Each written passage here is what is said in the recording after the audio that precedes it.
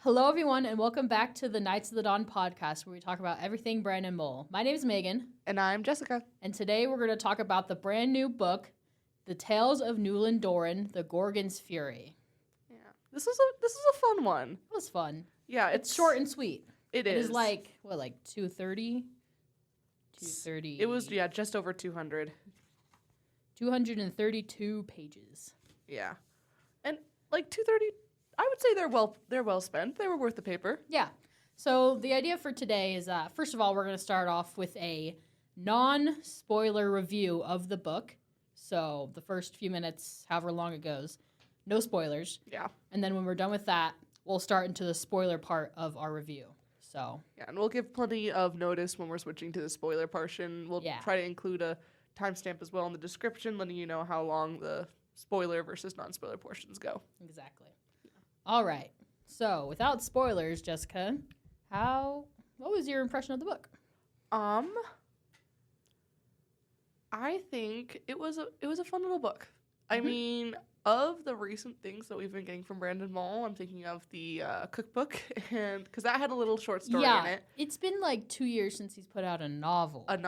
Honestly, yeah. And the last novel was book 3, Candy Shop War. Exactly. I've liked this more than anything since Dragonwatch book 5. Okay. Is what I would put it at. I would if we were talking about our tier list, I'm gonna put it solid mid B tier. Mid B. Okay. Yeah. But what are your general you liked it? I liked it. But yeah. It was a fun, quick read on during an afternoon. I knocked it out in a couple of hours, and it was just a fun little read. There was some good, quick little character development, some fun moments, a couple of interesting lore things that I want to get into during the spoiler portion. But yeah, overall, I enjoyed it. It was a good, fun, quick read. And so, what were your thoughts, though? I liked it as well. Okay. Honestly, when what he announced it last year, right? Yeah. When he first announced that he was going to be giving us a Newel and Doren book, I was a little skeptical. I was like, what does that even look like, Because Newel and Doren have been side characters, sometimes the side characters of side characters, they're Seth's dumb friends who like food and television. That was about it. Yeah, when Seth was the comic relief, they were the comic relief's comic relief. Exactly. So I was like, I don't know how this is really going to work, but I was pleasantly surprised by how well it did work. Mm-hmm. I feel like we got to know Newel and Doren pretty well, and it feels, obviously they're more fleshed out because it's their book. It's from the point of view of Newel, but Newel and Doren are both the main characters. Mm-hmm. So that was really interesting. It honestly felt more like third-person omniscient than third-person limited. Yeah. It didn't switch between the two viewpoints, but you got a good idea of what Newel was. I mean, of what Doren was feeling and thinking. Most, yeah. And his character, which we'll get into more, but I really liked it. More, like I said, more than I thought I would. So yeah. And it's fun because at the very end it says "the end" for now. Yeah. So obviously we know that there's going to be probably 1 or 2 more of these, and so which I don't like the idea of. I'm not. Yeah, I'm kind of excited. I'm always down for more Fablehaven content, especially because a few years ago he thought he wasn't going to write anything for a long time, and then the next novel he puts out is Fablehaven. So I'm happy for the turnaround. Yeah, for sure. And yeah, you think 1 or 2 more? I think he'll do 3. You think he'll do a trilogy? Yeah, I don't feel like it's enough to rival the 5-book Fablehaven Dragonwatch. Yeah, no, I agree. I think it's a good trilogy. Yeah, I can see it being a quick little trilogy, especially how short this one is. 5 would drag on too much. I'd agree. It leaves enough open that I can see a few plot points being extended to different. It pulls in a lot from Fablehaven, from Dragonwatch, and yeah. To be clear, it takes place after Dragonwatch. Yes, it does take place. If anyone was wondering, that's when it takes place. Is after Dragonwatch. Yes. Some I don't know.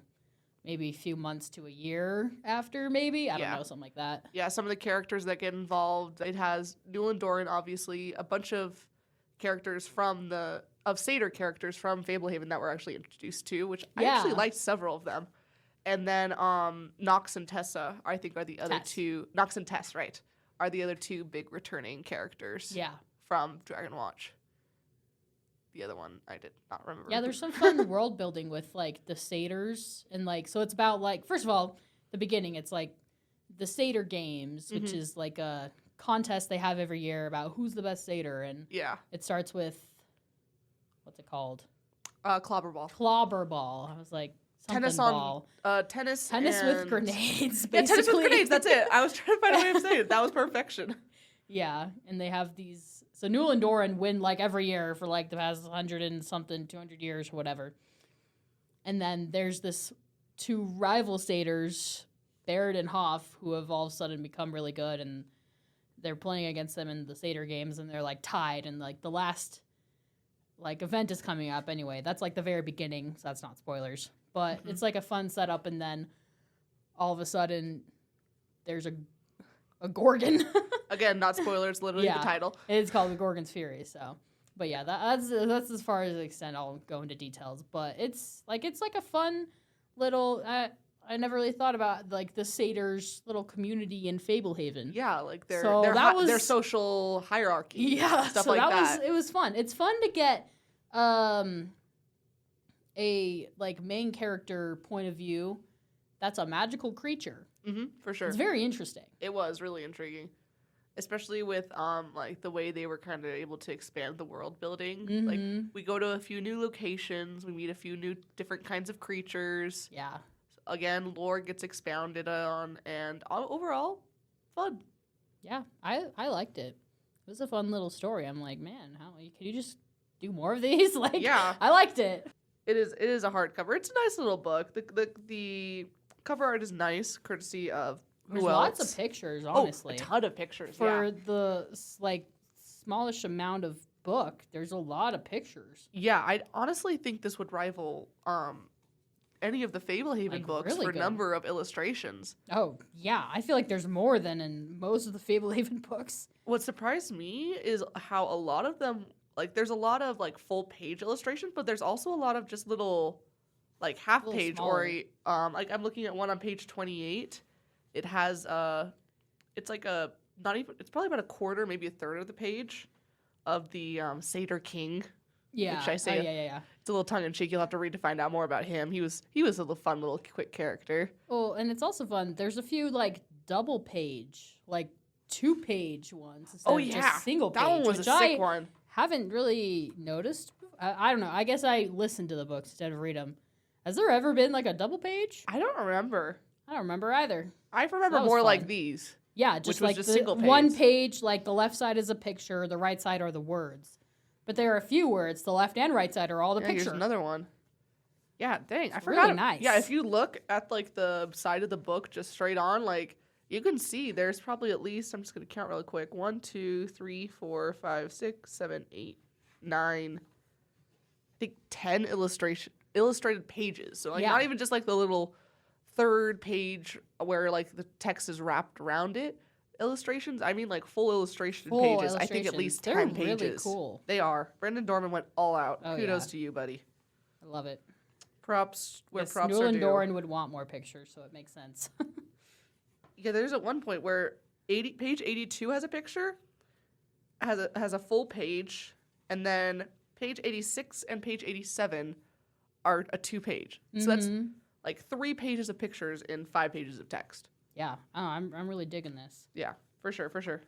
So yeah, my overall thoughts is I liked it. I thought it was fun, little story. It's not like a ton. Like, it takes place over just like a few days. It's pretty short. But yeah, overall I liked it. I agree. Also, before we get into our spoiler portion, let's talk about what we learned from the launch party. Oh, yeah.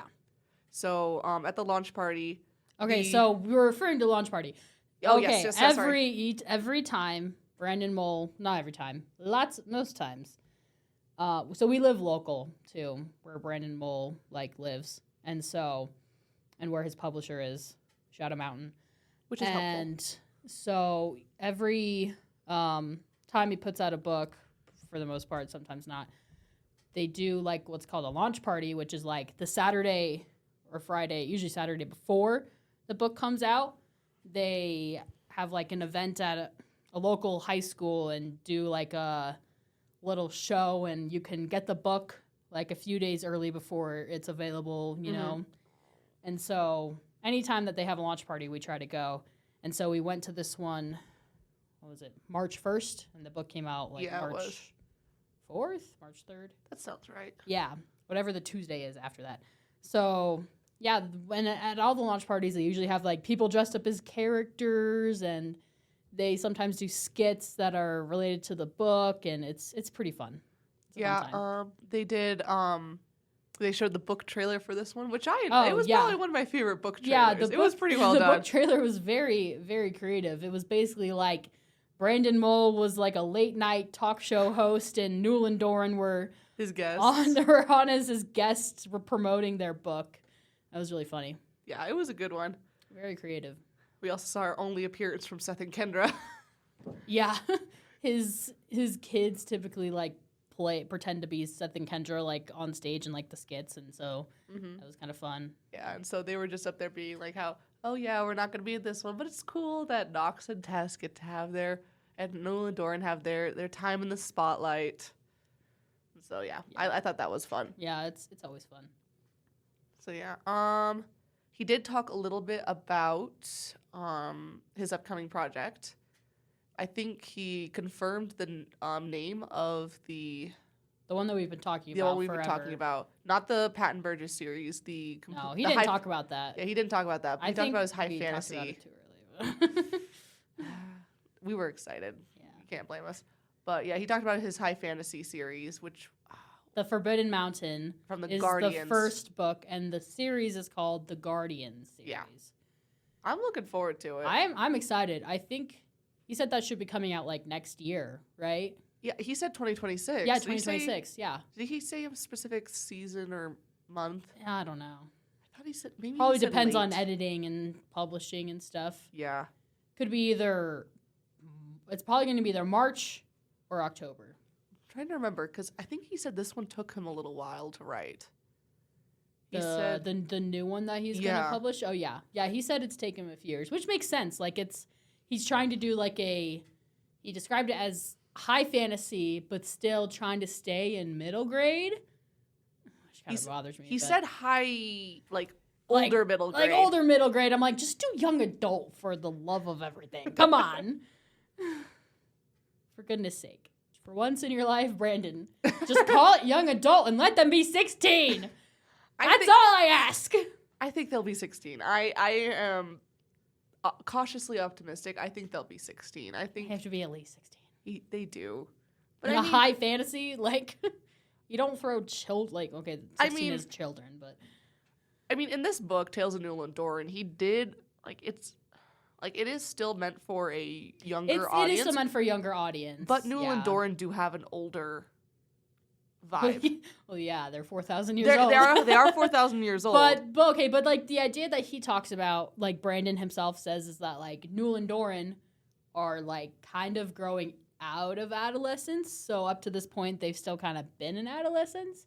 But because of their interaction with mortals, they're becoming more mature. Yeah, and so by that argument, I would say, like maturation-wise, they're probably in mid to late teens. Yeah. With maturity levels, 16, 18? I don't know if I'd say 18. Maybe. I don't know. Maybe now. I know some Seder 18-year-olds. I can see late teens. Yeah. So, and I thought he did a good job capturing, the vibe. Because, again, the theme of the book is them coming to grips with the fact that, oh my gosh, we have to adult now. We can talk about this later. Yeah, we can talk about this later, yeah. Other things he talked about at the launch party, the movie.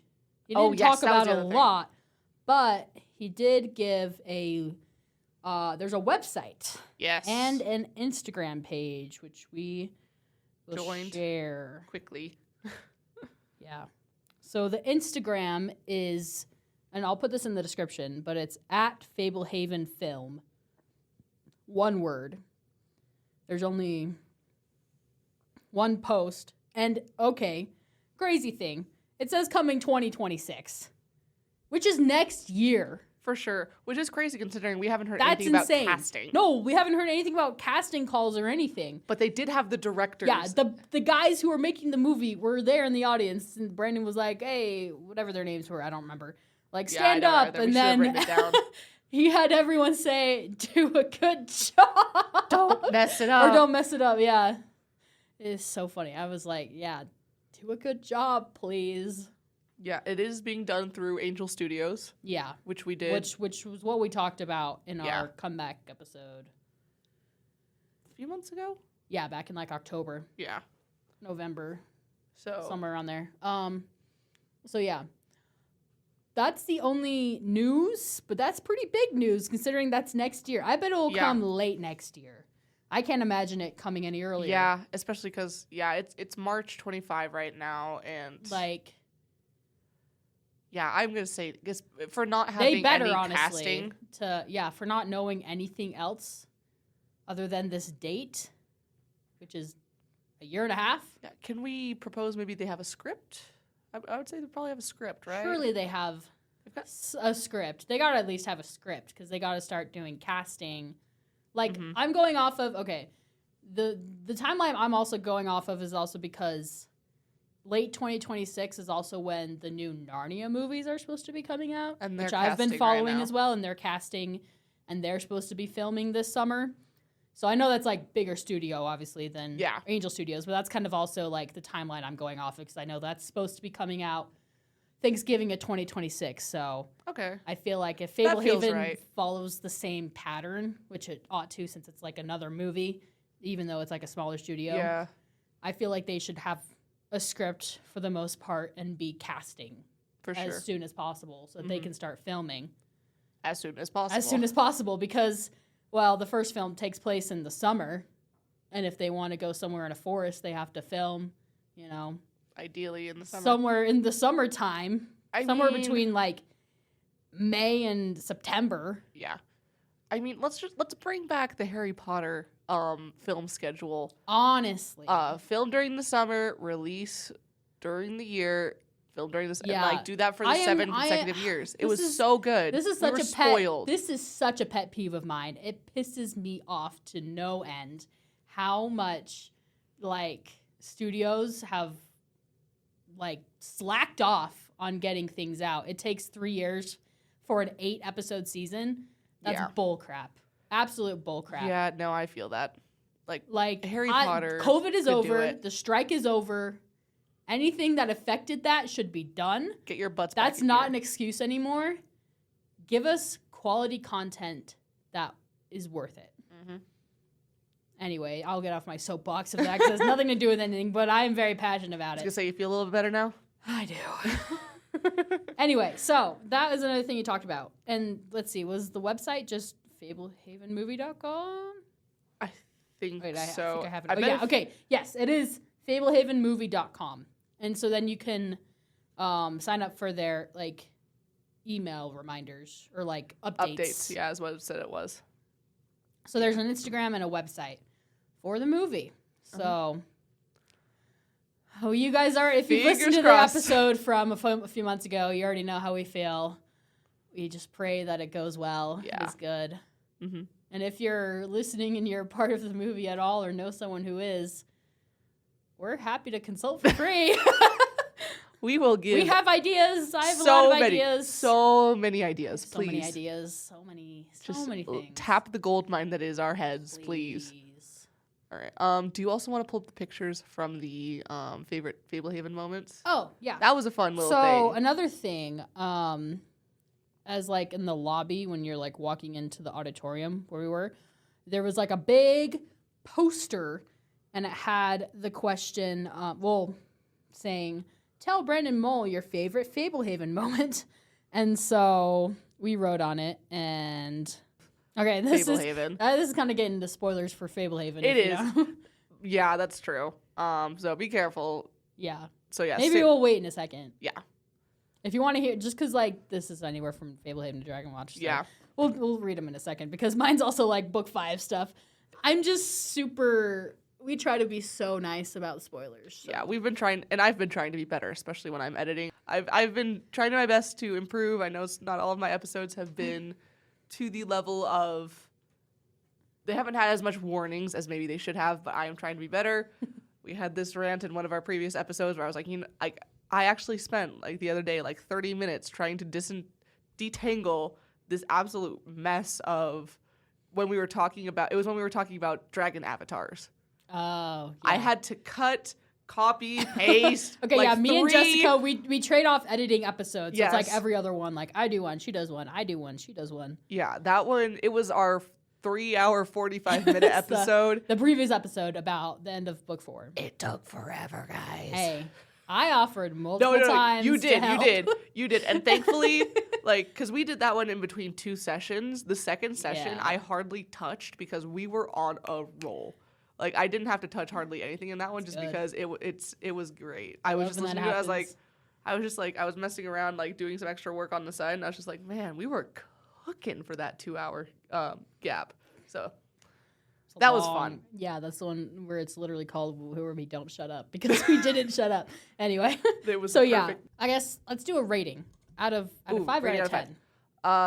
Let's do out of 10. Let's do out of 10. It gives more. I hate ratings out of 5. gives I feel more like it doesn't flexibility. give you Half the time you end up using point somethings anyways, and Exactly. just double it at it's that the same point. thing. All right. Should we stay it on 3? Yeah, let's do that. Okay, hold Wait, on. Yeah. Give me 2 seconds. Well, I'm just saying we'll say it at the same time. I have a gut number. Do you have a gut number? I have like 2 in between, so I guess I'll. Okay, I don't know if I'm rating it too low. Like, okay, is it just on its own or compared to other Fablehaven books? On its own. On its own. As just a quick little almost Okay. novella. Okay, on its own. I got it. Okay, 3, 3, 2, 2, 1, 1, 7. Yeah! Yes! Cool. 7. Okay, we're on the same page. We both said 7. Yeah. Okay, but like just for like comparison, what would you give Fablehaven 1? Oh, are we gonna go through all 10 books? No. Just the first 5? Just okay. no, I would even say just the first one. The first one? Just the first one for comparison. Fablehaven 1? I'd probably give like an 8.5. I'd say, 8.5, somewhere around there. All right, so yeah, My that's gut feeling. yeah, that's mine too. My initial for this one, It's not better than any of the Fablehaven books, but for what it is, it's pretty good. yes, exactly. My gut instinct, I almost said 6.5, but then I was like, I was thinking that too. I was like, is that too low? Did I not? Like, that sounds low. I don't know. it felt a little bit low for like I laughed when I read it. I had a good time reading I had a this. good time. And enough that I'm like, yeah, I'll give it a solid 7 out of 10. Yeah. Which is why I was like, on its own, I'll give it a 7. Compared to everything else, maybe like a 6.5. Yeah. Somewhere around there. If I have to compare It's pretty good. Yeah. But I on mean, its own, 5 is average, so like 5 is middle, you know? So yeah, anything above- above 5. like honestly, I would put And the fact that I'd put most of the Fablehaven books at like 9 or 8. 10. yeah, 8 or above is high Yeah. praise. High praise. So, Watch our tier list video if you want to see exactly how we'd rank every single book that Brandon Mulls has ever written. yeah. Which we'll update in a few years because Yes. he's Which we going to look hopefully forward to. start pumping out more new books. So. Please and thank you. It was funny Okay. actually during the launch party. He talked about like, guys, you understand like this is how I feed my family. Yeah. So he usually says stuff like that. it was just really funny. He was like, I try to get him out every 6 months because otherwise like I'm not being paid. And Which, so, I mean, he has been putting out other stuff every He about has. 6 months. Like he did the Dragonwatch guide. Caretakers. Yeah. The or- Dragonwatch Adventurer's Guide. That's what it is. Adventurer's Guide to Dragonwatch. That's the real title. and then He did the cookbook the year before.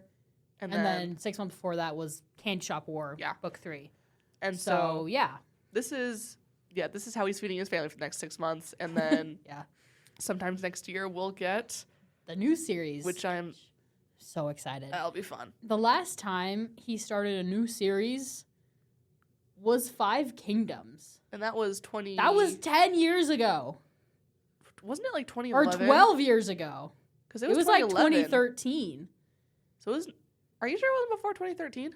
Because I feel like book 2 came out 2013. Earliest is 2012. I was reading it in like 7th grade. maybe 8th grade. When did Five Kingdoms come out? 2011 was like Beyonders. I relate it to whatever grade I was in when I started reading it. I remember because we got the first and the second at the same time, but I didn't get the third until after we moved away from Paige. So I was at least 14 when I got the third book. Published March 11th, 2014. The first book, really? Oh my gosh, it's March 11th today. What? Wait. It was meant to be. We were meant to record today.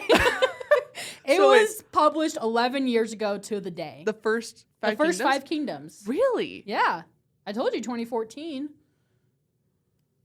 Huh. 2013, 2014. I knew it was like 2013, 2014. But we moved in 2015. Wasn't the second one out at that point? So, I know I was in 8th grade. So the second one must have... So the second one came out in 2015. It came out like 6 months later. Oh, it was only 6 months? Oh, that's it. I'm used to there being a year in between. No, he did the first two really fast. And then the next one took like a year. And then, or Dragonwatch came out before. Somewhere around there, Dragonwatch. I think it was Five Kingdoms Book 3, then Dragonwatch 1, Five Kingdoms Book 4. Dragonwatch 2. Dragonwatch 2? No. No. Yes? Five Kingdoms was done before we met, wasn't it? Yeah. So did he do he was 4 then pumping 5? Out Five Kingdoms. I can never remember the order. No, I can't either. It gets jumbled in my brain. Anyway. But yeah, pumping. Book 1 of Five Kingdoms came out 11 years ago to the day that we are recording this. Mazel tov. That's pretty crazy. Yes. Happy birthday, my favorite series. Today you can now go to Hogwarts. All right. I think you were thinking of Beyonders. I might have been. Beyonders came out in like 2011. I don't know. 2010? No. Fablehaven started in 2010, so it'd be 2011. I think I'm just used to books in a series coming out like one a year, but he was like churning Five Kingdoms out. He used to. He hasn't done it for a while, but like that's so fair. Yeah. He was cooking with Five Kingdoms. All right. Okay, so now spoilers? Yeah, Beyonders came out March 15th, 2011. Wow, he really likes March. It's probably just, because this came out March 1st. If books don't come out in March, they come out in October. Have you ever noticed that? Lots of books. Like Rick Riordan always releases in October. You're right, he does. It's probably just like when it's like ideal for publishing. I don't know. There's got to be a reason behind that for publishing, but things always tend to come out in like October, September, sometimes November, but usually October. That's like the sweet spot. You would think it would be closer to Christmas, but I guess that's more of like the movie. It's when Dragonwatch usually came out was October. Yeah, and I feel like Christmas is closer to like the movie releases, like coming this Christmas. Yeah. Coming Thanksgiving. It's got to be something to do with like middle grade YA publishing or something. Yeah. Anyway. What's Brandon Sanderson's usual go-to? Dragonsteel. Fair. November. November. Okay, so interesting. I wonder. I'd like to hear the what's the word? Marketing. The marketing reason. It'd be interesting. That would be intriguing. Okay, so that is the end of our non-spoiler review for the Tales of Newel and Doren. Yeah, that was about half an hour, probably. Yeah, it'll be around we half talked hour about mark. other stuff too. We did. Okay. So yeah. So now we're warning. Spoilers for the new book. If you haven't read it or you don't want spoilers, leave. Also spoilers for Thanks book for 5, listening. Season 5. Book 5. Spoilers for literally everything in Fablehaven and Dragonwatch and Newel and Doren. And I'm going to throw in Five Kingdoms and Beyonders because okay, yeah. I could see that. I see some stuff. Yeah. Okay, and just spoilers for everything that Brandon Mulls has ever written. You have been warned. Don't blame us if you stayed and got spoiled. Mm-hmm. Okay. Don't add us. So, I don't know. Should I read some of those quotes? Yeah. Okay. Let's share ours first. Going back to the quote launch party, quote wall, I'm going to read whatever because people were just writing whatever. Let's share ours first. Okay. So, Jessica wrote. I wrote, Seth, can I borrow your sword? Which is, as I'm assuming most of you know, Kendra from Keys to the Dragon Sanctuary. No! Why can't you keep the title straight in your head? Keys to the Demon Prison. Keys to the Demon Prison, Book 5 of Fablehaven. Seth, can I borrow your sword? Is like, it's Kendra's quote right before she picks up Basilisk and goes ham. Yeah. She goes like, what's the word? Super Saiyan? I think it's from like one of the animes. Like, she basically, I don't know. She goes God mode. Oh, we all basically. know. Yeah, Basilisk likes her even more than Seth, which I'm so excited to talk about. And then my favorite moment of Fablehaven is Bracken's speech at Shoreless Isle. Yeah. Which is where the namesake of this podcast comes from. We are the Knights of the Dawn. Oh, it's so freaking good. It's so epic. Like, that speech is just freaking amazing. And so that's why I put it as my favorite. I'm looking forward to reading that. Okay. Again. That's going to be some other be a good ones. episode. Oh. Someone put Can a you send spoiler. them to me, Can you send them to me really quick? Yeah. Just because I want to be able to follow along. And I can help you look for some. Yeah. Someone put a spoiler for the Newel and Doren book on here on the wall, and I wonder, it had to be fan someone after my own heart, like reading that. Someone who like read it earlier, like his family or something, or I know that they were giving the book out, like according to the website. No, this is like the very end. Well, they were selling it starting at 3:00. Okay. Well, the thing says when D and N, when Doran and Newell decide ambrosia would be good to put on the bottle. Holy crap! Yeah, I see that. It's the very end. Good for them. Dang. That looks like adult handwriting. I bet they bought the book that day and busted it out. I almost wonder if it's someone who read the book early. Okay. I love the top of that. We love Bubda and with a bunch of dice next to it. Someone said, I love all things Seth. My favorite Seth moment is when he overcomes his fears and gets Basilisk. Another great moment. That was a great one. Okay. Olok, Seth, and Coulter. Oh my gosh. Loved that one. The number of times I saw when Seth is a walrus. Yeah. That was great. Hey, I'm in a Turkish prison. Finding the teapot artifact. When Gavin gets eaten by Raxtus. Someone just wrote Seth! Exclamation point, exclamation point, exclamation point. I like when Warren wakes up. Someone wrote and then squared off in like a square, redemption for Ronadin, and then someone else wrote in parentheses, please. When Bracken met Kendra. Heart. Always and drink the milk. Kendra. Seth is awesome. Dragon Slayers. Yahtzee. When I asked you, what happened to Mendigo? Oh, so that must have been the person who asked about it at the Q&A a few months ago. It doesn't have to be the same person. I don't know, because like the inside source that we had there said, you know what, because you asked what happened to Mendigo, I'm going to include him in this series. I'm betting it's the same person. You can't know that. I can't know it, but he says, when I asked you. Oh. Because it says, tell Brandon your favorite moments. It says, quite possibly. When I asked you. I'm going to bet it is. When Bracken turns into immortal for Kendra and then kisses her heart. Novarog / Gavin is so cool. Please don't assault me with that meat amalgam. It will surely cause an infection. That was good. There's so many things of Bracken. I love this. I love it. I love the one right above that. When Hugo threw Seth into the pool in Rise of the Evening Star. Oh, that's what that says. I could not tell what that said. That was awesome, but next time let me take off my shoes. That was a good moment. If we read your guys's like if you were there and we read your thing, if you want to claim moment, it, let us know. Please let us know. When Newell was misspelt in Dragonwatch Book 2? Apparently it had 2 L's when it's only supposed to have 1. Or maybe backwards. No, yeah, it's only supposed to have 1. I had to check the cover. I was like, wait, which one is it supposed to be? When Kendra reaches into the water to get the rod. Seth getting wings and killing the Dragon King. Oh, I see. Okay. I like the way you describe the bodies of the demons burning. What?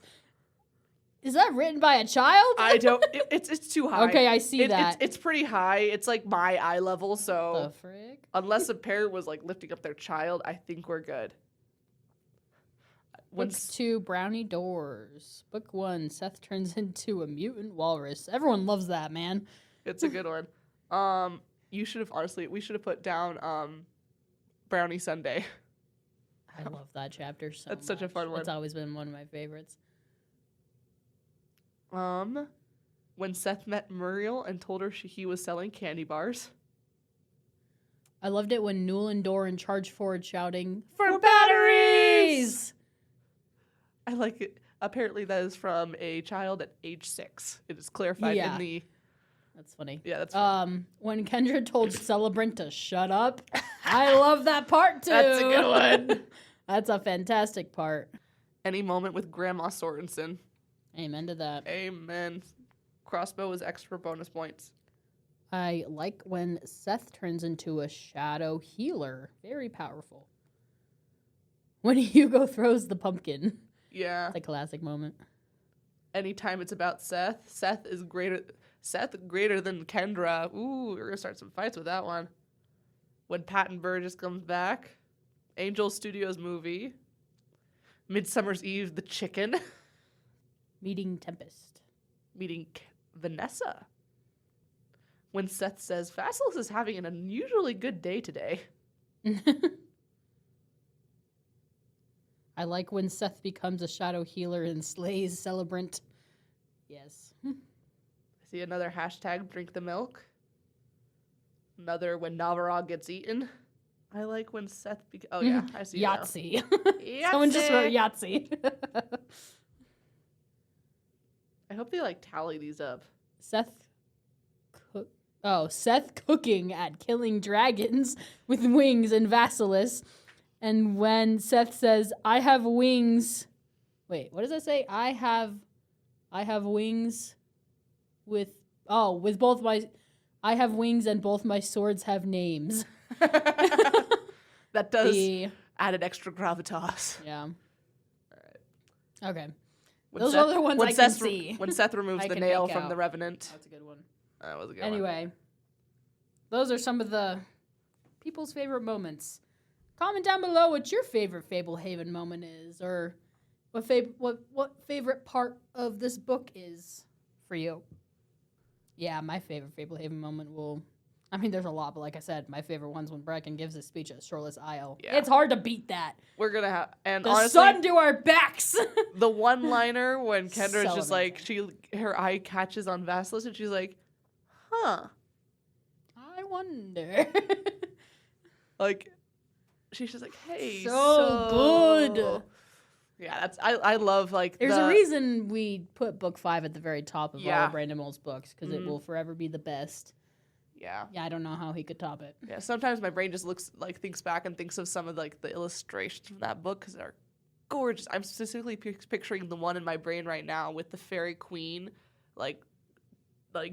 leaping up and with her sword stretched back with Gorgrog defending with his own sword. He's 10 times bigger than she is, but she's this blaze of light with the sword in her hand. Gorgeous, beautiful, love it. It's so good. So good. Okay. Anyway, we will get to the book now. Yes, let's talk about the book. Okay. So, it's a fun story. At the beginning, I'm just okay. I was confused at first. I was so are the Satyr games a Fablehaven thing? Yeah. Or is it satyrs from everywhere? I remember we theorized on that during our coming back episode, and we thought it would be a from global. Everywhere. Yeah. It was just satyrs from Fablehaven. Yeah. And it seems like it's only been going on for 300 years. I think they've been winning for 200 or 300 years. Yeah, I think he said 2. I guess it's just a Fablehaven thing. So Fablehaven was 1711 or whatever. Yeah, and Newel and Doren said they've won pretty much every single one since they came to the reserve in the 1700s. Yeah. We actually got some we cool know that Fablehaven lore too. What's his face? The king, the guy who calls himself the king is oh, I'm undefeated. And they're how many times did you win? And he's 4. But I'm undefeated, so it's more than you guys can say. Exactly. Because we actually that's what he said. Yeah, we got some fun. I'm trying to find it where it talks about some of the history of Fablehaven in the book. It talks about how Yeah, there's some lore dumping for that. because Newel and Doren are very proud of the fact that the only times that they have lost are because of There were like 3 or 4 times. there were 3 or 4 times, and 2 of them are because of legitimate injury, Yeah, injury or sickness. Another Injury one or was like sickness. during World War II or something. Yeah, it was 1942. Yeah. And there was Well, civil unrest on the Here's preserve. the thing: is like most of them happened during like major wars. The first one was like 1789, and I guess that's after the end of, but that's still like the beginning of like the United States. Yeah, And then one of them was 1865, and I'm like, that's during the Civil War. yeah, depending one on of when it them, happened. It mentioned And it was then- at the very end of the 7-Year War. Yeah, I'm just like, why is everything The have to do Treaty with of wars? Paris. Where was that? I don't know. It's like it's just attached to It all was these wars. It was near the beginning. I don't know. Was it during the first clobber ball match? It's somewhere pretty early. There it is. Yep, page 2. Literally page 2. No, well, Newell.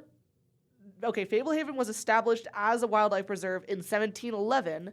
Newell and Doren had won the Satyr Games nearly every year since they had come to the magical preserve shortly after the Treaty of Paris ended the 7 Years' War. So that was Britain. 1760s. Yeah, because that was Yeah. Britain and France Yes. prior to the American Revolution. Also known as the French and Indian War. Yeah. They failed to win in 1789 when Doran had a fever, in 1865 when Newell had a broken leg, and in 1942 when the games were canceled due to unrest at the I just preserve. thought it was funny that most of those dates were associated with like a war. For sure. Like 1789, isn't that... It's around the Revolutionary War. It's After, I feel like. It's isn't after it? because 1776 is Revolutionary War. Well, it but- ends in like 1781. I'm trying to but think I feel like Hamilton. 17. The Battle of Yorktown. 1789. No. Isn't it 1789? I thought it was 1781. Monsieur 17. Hamilton. Monsieur Lafayette. Yeah, exactly. Come back where you belong. How But do you isn't like say it? No 1789 sweat. like the Constitution stuff? Yeah, I feel like 1789 was closer to the What we have Google. We could. we look do. this up. What is 17? Okay. I feel like it's something to do. It's not the American Revolution already ended by that point. For sure. Yeah, 1789 Us history buffs. We need to Google something. American history. That's when the Constitution went into Oh, effect. I That's what it is. freaking I knew knew it. that. I said Constitution. Yeah, 1781 is the Battle of Yorktown. Thank you, Lin-Manuel Miranda, for helping me know that. Battle of Yorktown. Why did they say 1789? Because they're talking about the Constitution. 1789. As a kid in the Caribbean, I wished for a war. I knew that I was poor. I knew that it there was the no only way to rise up. They tell my story. Yeah, I'm never gonna I could end do the the whole battle freaking- for the glory. I Oh, love rise up. Hamilton. Give us a. Oh, that's That's way early. I know. Yeah, that's earlier. 1789. I'm gonna look up Hamilton 89. song. Oh, there it is. Washington's the president. Every American And decision president sets a becomes precedent. Hold up, someone comes along to oppose him. The two-party system, you don't know him. You haven't haven't met had him. the chance. He's been kicking He's ass as the ambassador to France. But someone's got to keep the American promise. You simply must meet Thomas. Thomas Jefferson's coming home. Jefferson's coming home. Thomas Jefferson's coming home. I was off, sorry. Coming home. So yeah, it's what did I miss? That's the one that starts. I knew one of them started with 1789. I was like, it's somewhere around there. Yeah. All right. Okay, we can move on from Anyway. Hamilton now. Now you guys know that we love Hamilton. Yeah. So Gee, I wonder how they could have possibly guessed that before this. It's not like it's totally up our alley or anything. Okay, let's not see. like we could totally sing like the whole musical. You No, know, of course not. 3 hours. And Wicked, Okay. what's that? Don't get me started on musicals, man. All right. Okay, so in like the first few pages, we got some serious world building because Yeah, there's There's a lot. Opasator was the first thing that stood out to me. Mm-hmm. And What's I his really, name? Rennie? Rafi. Rafi. Oh, Rafi. It just sounds like 6, 2, Rafiki to me. 3, 3, 8, 4. What are you quoting? It's like, I think it's like an insurance. It's like Learner and Row is the way to go, but it's called Rafi. Sound like an Arizona Rafi. insurance or something? It might be. Must be. I've never heard 623-338. Dun, dun, dun. It's definitely Arizona. Yeah. That's funny. Yeah, Rafi. So yeah, there's like a whole. He's like the leader of the satyrs, and It kind of gives like chief over like a band Yeah. vibe in Native Yeah. American history. yeah. You're thinking that because you've been teaching Native American history. It may be on the mind. Yeah. Maybe it may be on the top of the forefront of the brain. Also, another update: Verl is finally over Kendra. Good for him, honestly. Hallelujah. Only to fall in love with the. Yeah, with the. We'll get into that. nefarious, Yeah. Interloper. Okay, so yes, I love Clobberball. Clobberball's so fun. fun. It's very cool. It's like hot potato tennis. with grenades. Yep. You nailed it with the grenades comparison at the beginning. That's what they are.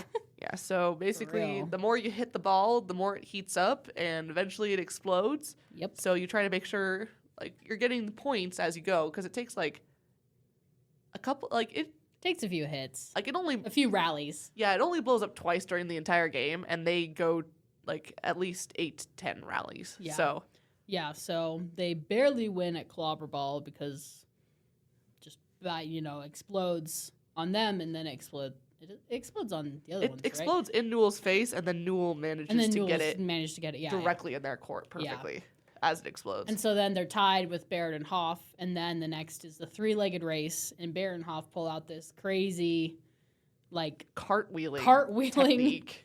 throwback to cartwheels from book 1 of Fablehaven. Hugo, do a cartwheel. Shrugs. Yeah. I forgot about that. And then so Barrett and Hoff beat them. Oh, and then they're tied. Yeah. Yeah. I was thinking. So yeah, there's And seven then- total. Yeah, there's seven yeah. total sports in the Satyr games. Newel and Doren are at 3, and then Barrett and Hoff are at 3, and the last one is the prank war. So they have a week to pull off the best prank. Yeah. And all the satyrs vote on which is the best prank. And so Newel and Doren go off and they're like, okay, what can we do? And they're really jealous of Barrett and Hoff because they have smartphones and they're like, oh, they could look up anything. I like blah blah blah blah, Mm-hmm. And they quickly use that to their advantage because within like a day they have their prank done, which is they went and found an old Minotaur who Barrett had and a Hoff. name. Yeah. Yeah, what was the name of the Minotaur? Oh, I don't know.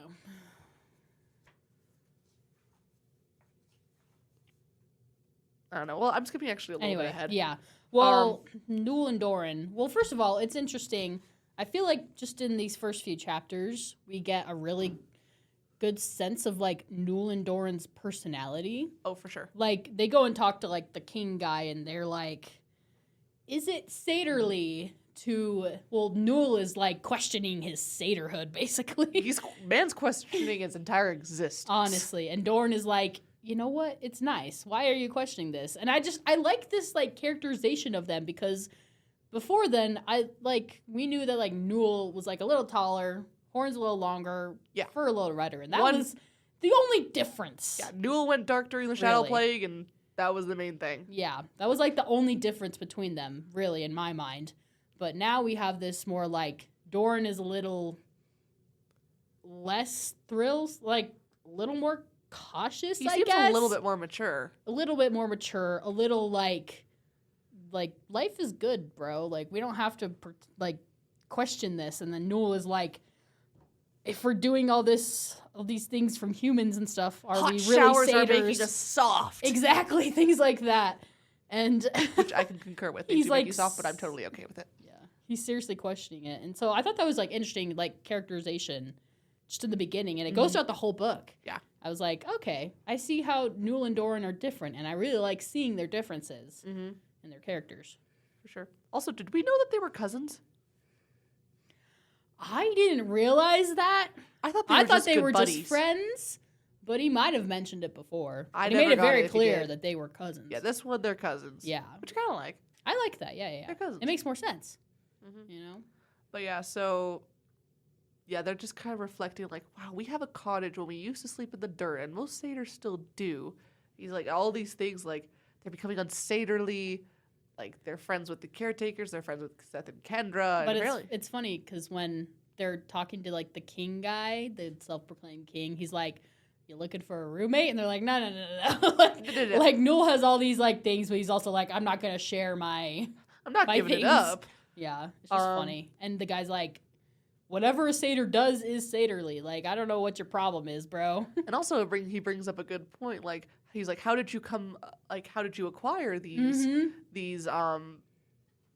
niceties? Yeah. And they're like, well, I mean, we didn't like build Luxuries. it. Yeah, luxuries. Thank you. Like, and he's like, well, did you work for them? Did you build the cottage? Yeah, And he's like, yeah. no, we bailed out Seth and Kendra a couple of times, and they felt like they owed us, which is fair, to be honest. And he was like, there's nothing more satyrly than that. Yeah. I know, it's just so funny. Again, if you're looking, roommate. Yeah. I just like that.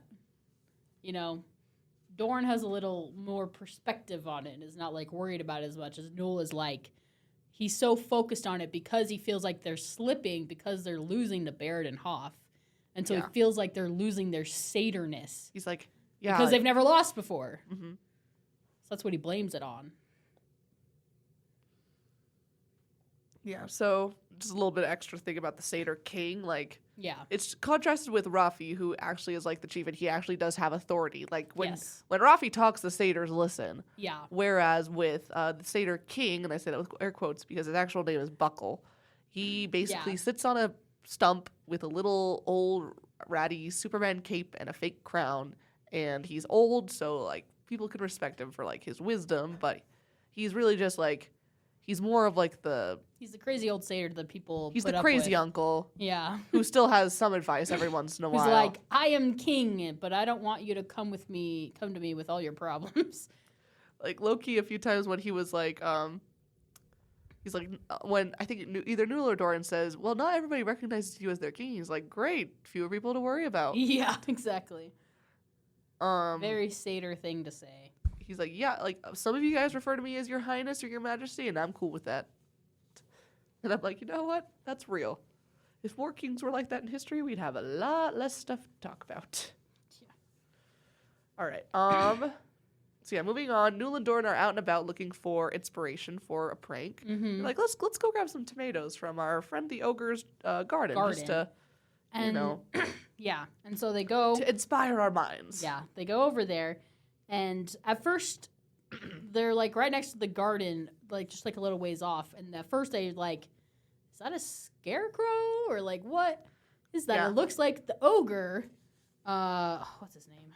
It starts with a C. Claude the ogre. They're like, it looks kind of like Claude, but you know that's pretty dedicated. And then they're like, is it trying to like keep satyrs away What by is thinking he's that? out in his garden? yeah.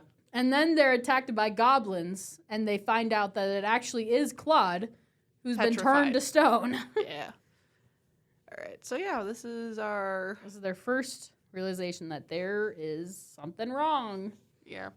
And then just a few minutes later, as they're running away from the goblins, which actually they escape with an ingenious move by Newell, who pulls out an extra clobber ball, bangs it against a tree a bunch until it gets to like the prime, like one more hit will explode it, and chucks it at a goblin. They're like, wizard, run. Yeah, no, that was really smart. That was brilliant on Newell's part. I was very impressed by that one. Yeah. But and then they stumble upon another statue. Who was featured on the front of this book, and who we totally called it. We all guessed. It is, in fact, Verl. Verl has been turned to stone. Bro cannot catch a break. He really can't. This poor Verl. satyr. At first they're like, is someone just making statues? And they're like, no. This is, like, real. Because their first thought was like, man, this would be a dedicated prank. Yeah, they're like, is this someone's prank that they're doing? So yeah, like after they see Verl, they're like, okay, so something's turning things to stone. That's a problem. Yeah. Let's go let the higher and ups know, and then we can return. And then eat their food. Yes, for 100%. Chicken pot pie, Sorensen's specialty. Yeah, Ruth was making pot pie when they knocked on the door, and then they go and talk to Stan. And Knox. And Knox. Knox Knox is there. Seth must be like, seriously, do you know how many hoops I had to jump through in order to be included in these kinds of conversations when I was like at this phase of my introduction to like magical universe? By the way, Kendra and Seth are at Wormroost. Yeah. Which is why the Larsons. They're not in this book. They're not in this book, and which Nox and Tess are. I wonder what they're doing. Because, like, based on what Grandpa kind of chilling with the fair folk, I don't know. I guess, but like based on what Grandpa's talking about, he's like, yeah, like the magical community is kind of in upheaval with like an entire magical race being reintroduced to the world. Maybe it's like their home base for operations. Yeah, I can see that. Like they're trying to get dragons reintegrated into different sanctuaries now that I just kicked the table. Now that the war is over, all these different things. They're trying to get everything resettled. Yeah, because later Grandpa's like, we don't have anyone available to help. Very short-staffed. I'm very short-staffed, yeah. That's a good way to put it. So that's why there's, like, no one else there. Yeah. Everyone is off doing stuff. Mm-hmm. Pretty busy. So, yeah, they get away from the goblins. They find Burl. They go to Grandpa Sorensen. They're like, hey, so you guys want to take care of this so we can go back and win the Seder games as we were planning on doing? That'd be great. So Grandpa sends Hugo off to investigate what's going on because he's like, well, he's already made a stone. Well, because he knows of a Gorgon that has a prison that's in prison on Fablehaven property. So he's like, I'm going to send Hugo to go investigate that. So, yeah. And that's what happens during the night. I love the lore building we get about Gorgons themselves. Because they're like, okay, we have a Gorgon at Fablehaven, and Nox asks, like Medusa? Stan gives us a little quick breakdown, which is, it's interesting to see him being referred to as Stan and Ruth, like Grandma and Grandpa being referred to as Stan and Ruth, because now they are. Because it's from Newell's point of view, yeah. So, Stan's explanation is similar to Medusa, though no one knows the current fate of Medusa and her two sisters, Stheno and Uriel, which I know how to pronounce. Thanks to Percy Jackson. Thank you very much for breaking my order. Yeah. Several Gorgons remain in the world, each a fallen siren. The Yes. Gorgons are as foul as the sirens are fair, but they can all be perilous. I love that. Love that. It's so good. It just, the continuing lore of like, fallen magical creatures have a different state. And Gorgons are the fallen state of a siren. And more than that, I love that if you think of those, like, of the mythology of both of those magical creatures, sirens, mythical, like, fish women who, like, mermaids, enchant sailors, luring them to their doom. Yeah. And then, so related to the sea, and then if you think about Medusa, her origin myth, at least in Roman mythology, is that she and Poseidon, god of the sea, had a dalliance in Athena's temple, and that's what got her turned into a Gorgon. So I love that they both have sea-related, they're both related by the sea, and now they're being related by one's a fallen state of the other. So that's something that I thought about when I was reading this. I was like, oh, sea connection between the two, that might have led to this. So cool thing there. Something I completely forgot about was that Nox cut Newell with the unforgiving blade in Dragonwatch. Oh, yeah. Well, Nox says, hi, Newell. I'm really sorry for cutting you with that evil knife. How are you healing? Newell touched the thin scars on his chest and arm. He had not thought about the injury in several days. Fine, after the spell was broken. The blade was very sharp, so the slits were thin. I feel like such a fool, Nox said. You weren't thinking clearly, Newell said. It was a stressful time. Forget about it. When he said that, I was like, oh my gosh, I forgot about that. I forgot about that too. Yay for the one time Nox is humble during this entire book. Honestly. Oh my gosh. I'm glad he was in it as little as he was. Nox? Yeah. Because he's annoying. Yeah, he's kind of annoying. He had some growth in Dragonwatch. He had some growth in Dragonwatch, and now he's just an annoying teenager again. Yeah, he regressed, but it's fine. It's fine. It's whatever. It wasn't horrible. He wasn't all that great in Dragonwatch. He wasn't all that great in Dragonwatch, and he wasn't as bad as he was at the beginning of Dragonwatch here. No, and I feel like a lot of his growth was more that like he understood the situation better, and once the situation is now better, he can kind of go back to being dumb, like, annoying teenage boy. Oh, for sure. Like, now that the stakes aren't up there. Yeah, he doesn't have to take it as seriously, you know? Now he can go back. But honestly, it's how cocky he is. Yeah. Like, a part of me wishes he was knocked down a bit harder. Like, he gives me serious, Being kind of nice. Euston's Clarence Scrub. And he almost deserved it. But, like, do you see what, you know what I mean? Like, Eustace, he was always up in his high horse for the majority of, Voyage of the Dawn Treader until he gets knocked down by taking the L of being turned into a dragon. So once he takes that Nox L, needs to be turned into a dragon. Yes, that's what I'm saying. But he needs to take an L like that. I feel like he hasn't taken like that big of a hit. He does. Like for Seth, Seth it was opening the window. Yeah, it was opening the window Seth, or being turned into I feel like for Seth it was almost like walrus. being turned into a walrus. Both. Healing Healing Growlithe came after. Opening the window really messed Seth up. You're right. Yeah, I'm gonna call that one as his. That was his big one for sure. Yeah, but yeah, One I of his think big ones. like Nox, he got some dubs instead of getting L's, which I think he needs more L's.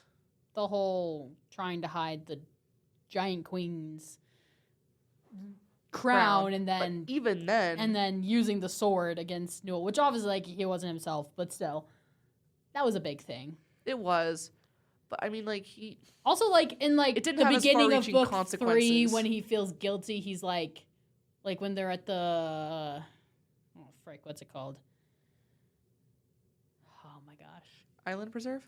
No. Well, before that, at the very beginning of book 3, when he's let out of the quiet box at Stormguard Castle. Oh. And he's like, I should not be getting all, like, he's like accepting the praise, but he's like, in his mind, he's like, I should not be accepting this praise because I didn't actually do anything, you know? Yeah. That's like the beginning of his, like, character development. Where he But feels it's guilty. Not seen. But here. no. And, like, it's kind of fair. Like, he's still a kid. Yeah. He's still dumb. He hasn't, like, he's gone through some stuff, but not as much as, like, Seth and Kendra. So, obviously, he hasn't had as much character development. Mm-hmm. So. Yeah, and, like, he's not the main character of this book. He's a side character, and so we don't need to see his growth. And you know what? He's in it little enough that it didn't bug me too much. Yeah, it's not that bad. It's not. It's it just wasn't Nox, horrendous. honestly. It's just Nox being obnoxious. It's Nox being obnoxious, exactly. The fact that he asked, like, because Newell uses that joke, and the fact that Nox asks if that was from Seth is telling. Like, yeah, so. But the fact that he comes back, so he's like, because I only win with knockouts. It's like, I want to slap you right now. I want to knock you out. Yeah, please he's stop pretty talking. annoying. He's from Texas. I may not live in Texas Better in anymore. Texas. Like the fact that he legit says, "Oh, so Yeah. you guys are moving here now?" And he's like, "So you guys aren't from Texas anymore?" He's like, "I may not be in Texas, but Texas is still in me." And I was like, "Shut up, please." Hey, be quiet. He's hitting the obnoxious, insufferable teenage boy Right on the money. really well. Brandon, I wish you weren't so good at writing it. He has a lot of sons, I think, so he knows how to write it. Valid. All right. Okay. Funny bit. Newell says. So if Gromella, the Gorgon, this is Stan talking, escaped her prisons, few barriers at Fablehaven could resist her. They were not designed to repel a being of her power. So, fun fact, Gorgons are very powerful. Yeah. She should not be able to enter my yard or exit the preserve. Beyond that, who knows? We need to warn the other satyrs, Newell said. Doren looked pained. After the pot pie, Newell clarified. Doren relaxed. After we go home and sleep, and then we'll do it the next day. So, yeah. Yeah, so they eat, they go home, they sleep. Come, they eat, they leave. Yeah. And then the next day, they find Rafi. Rafi? Mm-hmm. Yeah, Rafi. Rafi. And they're telling him. And I love how... Oh, but before... Well, yeah, they do... Yes, they do talk about that, but then also Bear and Hoff have their, like, prank. Yeah, because the thing about this week is that you have an entire week, and you can do multiple pranks. Yeah. Like, Newell and Doren, if they wanted to, they could start off like, okay, let's do a quick, simple one, kind of warm up our jets, and then move forward. But Barrett and Hoff, they decided to go for the showstopper right from the beginning. So as Newell and Doren get Rafi and they head off towards Claude's to investigate. Yeah. they encounter Barrett and Hoff showing gleefully their prank on their smartphones. Which Newel and Doren, Because they took a video. yeah, and Newel and Doren, they're like, dang it, that's brilliant. Yeah. Because now it's not just that people can go see the aftermath of the prank, they can see the real-time reaction, which is quite glorious based on what we're describing. You want to take it? Yeah. So they're walking, and Rafi, I really like him. I do, too. He's so sweet. Rafi's great. The way he's so protective of all the satyrs, and he's like, man, poor Verl. I love Verl. Verl was so smart. Like, he wasn't smart in some ways, but he was so intelligent, and, like, he was like, it's such a shame. Like, the way he talks about Verl is so sweet. Like, especially after, like, you hear, like, he's like, hey, has it, because, like, Newel and Doren tell him about, like, hey, Verl has been turned to stone. He's like, yeah. And, you know, he's got to be a little bit wary because it's the middle of The the prank prank war. war, He's like, okay, yeah. you guys aren't messing with me, right? And so they go off to investigate. He's like, has anybody seen Verl asking other satyrs to kind of prove the story? And they're like, well, no, not really. We haven't needed a poem to be read. And he's like, They're just, like, making fun of Verl, all the other satyrs. and as they're walking away, Rafi's like, they don't understand that Verl's the smartest of all of us. And I'm like, and he's like, I'm Rafi! worried about him. And I'm like, oh, yeah, Rafi's it took the like best. 30 pages for him to become like I my know. favorite satyr. I was like, who is this guy? And I'm like, oh, he's so sweet. Like at first when he was like judging the contest, I thought he was gonna be like just like, oh, you know, classic lazy leader. Yeah, that's what I thought. I thought Because, he was like, gonna be like the fat lazy leader that just does nothing. Council of the Cloven Elders He's from Percy literally Jackson. the opposite. No, he was proactive. He was He helpful. cares about everyone. He self-sacrifice. sacrifices himself for Newel and Doren to get away to warn everyone else. Like, What a literally, like he says, Rafi smiled. I agree with you. Oh, maybe we don't have to be in a hurry about it. Rafi smiled. I agree with you on that point. I'm your chief, your Opus Satyr. I'm supposed to watch out for you knuckleheads. I failed Verl. Like, he's taking responsibility, which is rare. rare for a satyr, but he takes his responsibility as Opus Satyr very seriously, and it's very endearing. Yeah, honestly, for sure. Especially because we know satyrs are supposed to be like, oh, they dodge responsibility. They do everything they can to get out of work. Yeah. Not Rafi. This Yeah. man is like, no, He's the best. y'all are my kids. I will protect He's you. looking out for everyone. And then as they're walking to Claude's, they hear a cry for help, and so they go running because Rafi immediately clocks what satyr is calling for Yeah. help, and he says, that's Let's Gondas. go. Let's go. like, He outruns Newel and Doren. and he's like hundreds of years older. Yeah. I love him so much. I love Rafi. So the problem is that the prank that Barrett and Hoff pulled was on an old Minotaur named Fenlock. Yes. They shaved him. They got a video. So now any satyr who sees the video now wants to go see the real deal. Yeah. So they all went to Fenlock's cave. They've been trickling over, but the first yell that Rafi, Newel, and Doren hear is from that direction. They're like, oh crap. Because if the Gorgon's over there, There's a there's lot of satyrs. in the nearby proximity. Yeah. Which is what happens. They get there and they find Gondas turned to stone, and then they hear other satyrs satyr. from in the cave yelling, and then they're cut off. And they realize that it's the Gorgon turning them all to stone at that very moment. They're like, crap, she's in there, like She's 20 literally feet away. actively turning people to stone right there. And so, like, Fenlock goes, Newel, give me your sword. Yeah. Excuse me? It's so awesome. When he said that, I was like, sir, no, I just got you. I want to keep you. Because Grimella comes out and they're like looking away. And then Classic, like, Gorgon scene where, like, keep your eyes closed. You can't look, Newel gives Rafi his sword, and Rafi's like, run. Tell everyone to go off and hide every satyr for themselves. Scatter. I'll buy you some time. And so he, like, attacks Grimella and gets turned to stone to give Newel and Doren time to get away. And this is after he gets shot with an arrow. Oh, yeah. Because, I mean, actually, bonus points to Grimella because, like, she can turn people to stone, but if people know that she's there, they can just not look. But if you're getting shot at, you gotta look she around. got the you gotta goblins move. to help her. Oh, was that what it was? I thought it was the goblins. I thought she just had herself a bow and arrow, and she was just shooting, making it so that people had to move to get away from her. Oh, I thought it was the goblins. I thought she killed all the goblins and probably took one of their bows. Oh, that was my thought. That's probably it. Anyway, she shot Rafi with an arrow, so he's injured. Horrible! How dare you? So yeah, Newel and Doren are running, and they run into a few other satyrs, and they're like, "We're going to look at the cave to find the Minotaur, which has also been turned to stone." And they're like, "Do not go that way! No! There's a Gorgon! There's a Gorgon! You're gonna get turned to stone." Rafi sacrificed himself, and they're like, "Is this one of your pranks for the prank war?" Like, they just straight up do not believe them. Which, I mean, gives me even more respect for Rafi for immediately being like, okay, I'll trust you. Let's go investigate. Yeah. For knowing and what's up. Newel and Doren are like, kind of panicking. And... Because, I mean, for them, there is no way to change back someone who's been petrified. Yeah.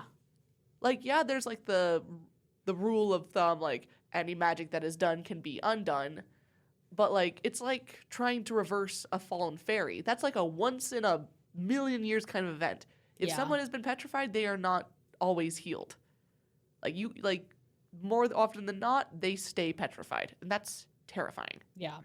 And so, out of desperation, Doran stabs one of them in the leg so that they can't go forward. Just to, like, and show, they're like, just I'm not shocked. kidding. I'm not kidding. And so they make them go back with them to, like, the satyr place, and they tell everyone, like, what's going on. And, of course, Bear and Hoff are like, yeah, whatever. You just don't want people to see our epic prank. Yeah. And Newel and Doren are like, oh, well, if you don't believe us, why don't you go look for yourself? Like, Bear and Hoff. And they're like, okay, we will.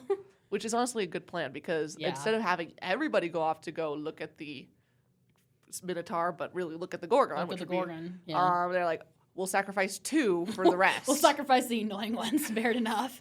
Yes. And they're like, okay, we'll be back in 40 minutes because it only takes 20 minutes to get there and back, and you guys are lying. And if it takes us more than that, assume we're lying and scatter. And they're like, that sounds like a great plan.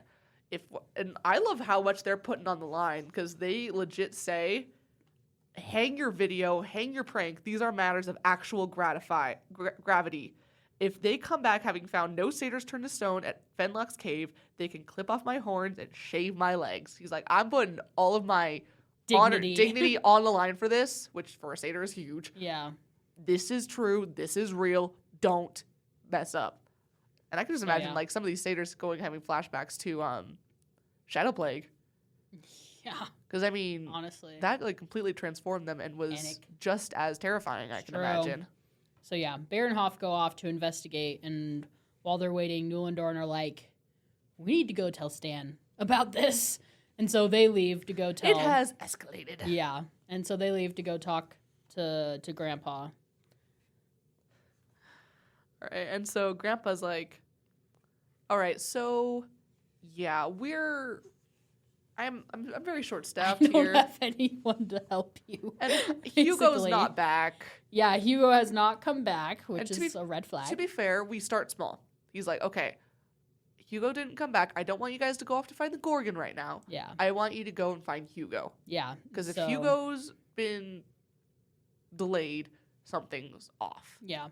So he sends with them a goblin named Unka. To... track Hugo. Yeah, sniff out the trail. Yeah, sniff him down, basically. And it's kind of funny. Yeah, they end up going to Claude's cottage first, and the goblins who initially moved in after Claude the ogre from the beginning was turned to stone are now also turned to stone. They're like, okay, so this lady's moving fast. Like, this is not good. At all. And they end up at the swamp. Mm-hmm. And they find Hugo in the arms of a petrified fog giant. And I love Hugo's summing up of the events of what happened. Hugo chased Gorgon. Giant grab Hugo. Giant help Gorgon. Giant fool. Gorgon turned giant to rock. Hugo stuck. Hugo stuck. The way that it sounded in the audiobook, it was like, Hugo stuck. And it sounded so sad. I was like, so Hugo! No! It was like, it just kept saying, Hugo stuck. Hugo stuck. Yeah, that's what it sounded like. And I was like, oh, Hugo. Also, I forgot how big fog giants are. And then Yeah, because the I mean, this illustration, I was like, oh, yeah, they're huge. they're huge. Like, I think it describes Seth as only coming up to one's ankles. This one is, like, at the top of the swamp's tree level. Like, Hugo, who was already Hugo 10 feet tall, is, stuck. like, torso level. Yeah. Like, his chest is encircled by one hand. Mm-hmm. And so Unka is like, well, I did my job. See ya. I'm they're out. like, will you please tell Stan what has happened so far? And he's like, I guess whatever. Bring some power Bye. tools to get Hugo free, Yeah. please. And they're like, well, we can't get Hugo free. And so they decide that since they're at the marsh, they're going to go talk to the swamp hag. And I actually love the, I don't know, I feel like the goblin, Unka, actually had, like, a little bit, like, he's like, wait, you're actually going to keep following? Respect. Yeah. He's surprised that the satyrs are having initiative. It's a very common theme in this book where everybody's like, Yes. wait, you guys are wanting to help? Yeah, like, you're satyrs. Do you have a fever? And you're doing things that are useful to the situation? Huh. And they're like, yes, We know. we're different. Don't mention it. It's a sore subject. Yeah. Especially around Newell. Yeah. All right. So they go talk to the swamp hag, who I love. I love First the of all, swamp I hag. love that the chapter's called Haggling. Yes. It's a fantastic name. It's wonderful. Such a good name. I also, because, like, Newel and Doren, they go in being polite and trying to, like, kind of... The mistress of the marsh. Mistresses of the marsh, Duchess of the Dank. And she's like, really? mm-mm. No. Call me hag. She's not even Madam Hag. He's like, Hag. We are... She talks in the, like, third person, like, multiple whatever. That was the one part I was like, I don't like that. Like, Yeah, it makes me well. wonder if, like, because she has a thing with salamanders. I'm like, are there more like, is she salamanders? No, I don't think so. And it's just the way she says Um, we. It's just like, ugh. Multiple personality disorder? I don't know. I don't know. Anyway, first of all, she's like, I'll help you if you get my bracelet that I dropped down in the marsh out of the water for me. And so they go swimming around and they find it. Well, first of all, it's funny because what is it? Doran is like, this is actually more of a bangle. And she's like, well, I didn't think you would know that word, so I called it a bracelet. I also love, because she's like, that was a great moment. But I was also so love, funny. there's like a moment where she's like, I dropped it around this area and it's like 10 feet deep water. And they're like, okay. They're like, well, for one thing, it's just like, they have hooves, so they want to get in the water, Yeah. it's cold, and you don't know what's in the water and stuff. And they're like, okay, we'll go in together. We're not going to make one or the other together. We're going together. Yeah. Like, all right, the On satyrs, three. the satyrs lined up side by side at the end of the island. 3, 2, 1, go. They both stood there. I was going to let you take the lead, Newell said. Doran gave him a shove, and Newell plunged into the water. Which, I mean, a little unfair on Doran's part, because he didn't jump either. Hey, that's so satyrly of them. And to be fair, Doran follows immediately, so they're both in the water treading. Well, they find the bangle and then swiftly are almost attacked by like a swamp snake thing. Bog prowler. Bog prowler. A And the hag does save them. think sea And serpent. then they owe her a chicken. Yeah, sea serpent in a swamp, Yeah. basically. So thanks for that terrifying they imagery. narrowly get out of there. And So then, basically just a 20-foot, what's the video? It's like looking for the elusive 20-foot Everglades. Like there's a guy who Burmese walks. python. Yeah, he walks around. Yoink. Yes, yoink him. That guy. He walks Yes. around the He Everglades. walks around yoinking things in the Everglades, which Barefoot. is insane. Absolutely. Yeah, if you know, you know. You've seen that guy's TikToks. He's crazy. Yeah. If you're not from America, just know that Louisianans and like Southern, Florida. they're a different brand of. Everglades is Florida. Everglades, oh, you're right. Bayou Everglades is Louisiana. Bayou is. The South is a different brand of. Different breed. A different breed of The American. reason it's called Florida Man. Anyway. Yeah. It's like Texas man and California girls. Like we are a varied country. Yeah. Great American Okay, so melting basically- pot. The hag somehow reads the salamanders, and Because Newel and apparently Doren they are speak like, to her. what the frick are you? Is like, is this misdirection? Are you just actually getting the information from somewhere else and you're just pretending it's the salamanders? She's like, shut up and I'll tell you what you need to know. Because they're just like, they're swimming around in a little In the cast pan. iron pan. Yeah. And she's just like, She's like, Anyway. thank you for dealing with our, thank you for being patient with our, what's the word? Yeah. Thank you for your Okay. patience with us. There it is. Yeah. And he's like, we're talking to the salamander still. She's like, yes, we are. Shush. It's like, okay. Can your signs explain why it rains? Yes, Yes, it can. Great words. It just made me think of that episode. That's a great one. All right. Okay, so basically, she's like, I know what you need to do. You need to find the listening doll. Which is this interesting. It's like, it was created by a rogue group of fair folk who settled high in the Andes Mountains. They would tell their problems to the doll and wish for help, often with extraordinary results. But the doll is not in the Andes Mountains. It's in Florida. I just love the drop of, like, the fair folk. I'm like, oh, yes, the fair folk. It's just, like, fun. Now that, like, things. this universe is so big at this point, they can do those kinds of things, and I love it. Yeah. And she's like, you need to go talk to my sister. She resides at Murkwater, an abandoned dragon sanctuary that straddles Big Cypress National Preserve and the Everglades National Park. First of all, an abandoned dragon sanctuary? What?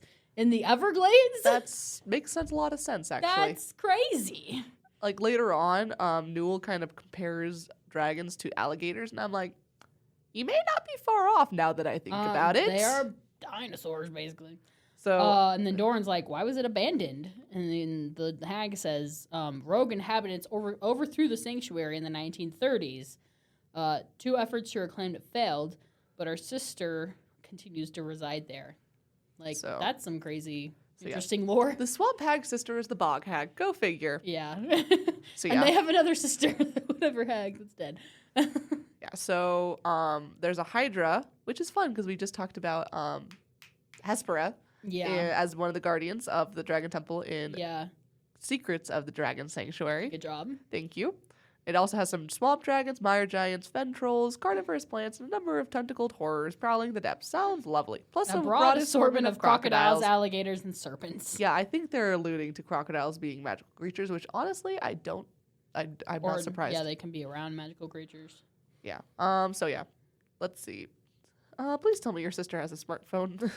And she's like, nope, you have to talk to her in person or else she won't talk to you. Which, again, side note, part of the deal with Newel and Doren going after Hugo initially is that they get 1 smartphone provisionally for 3 months. Oh, yeah.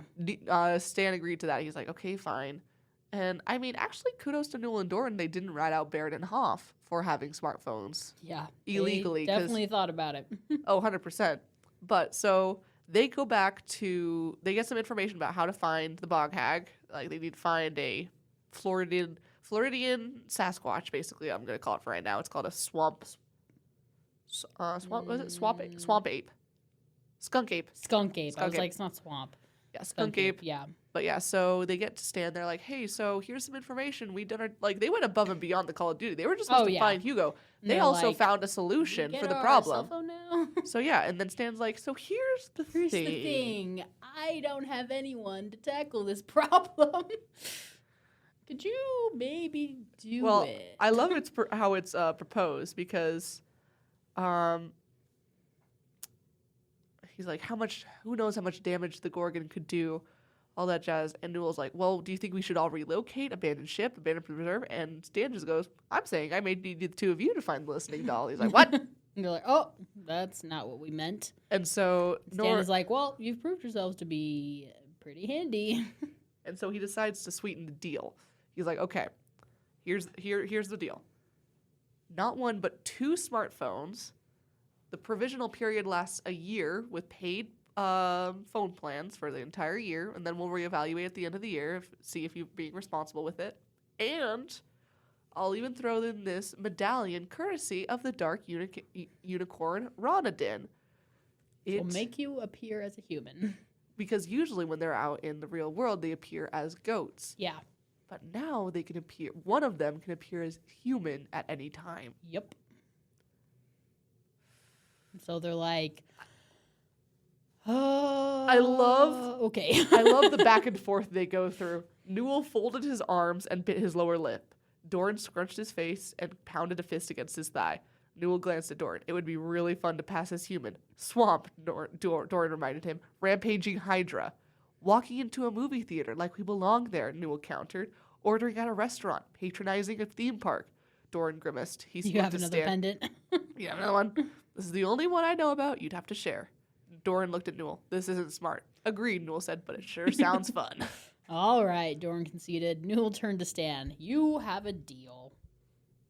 And he promises them the newest models of phones. So iPhone, and 18 then at this point?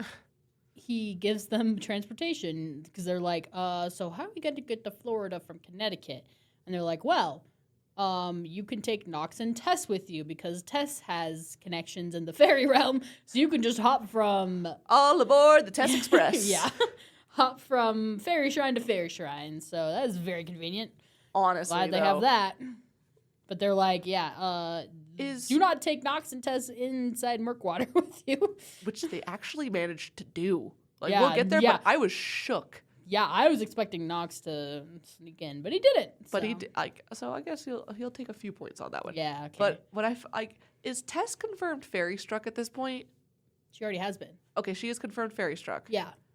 She's not fairy kind. No. Okay. She's fairy struck. That was from one of the Dragonwatch books.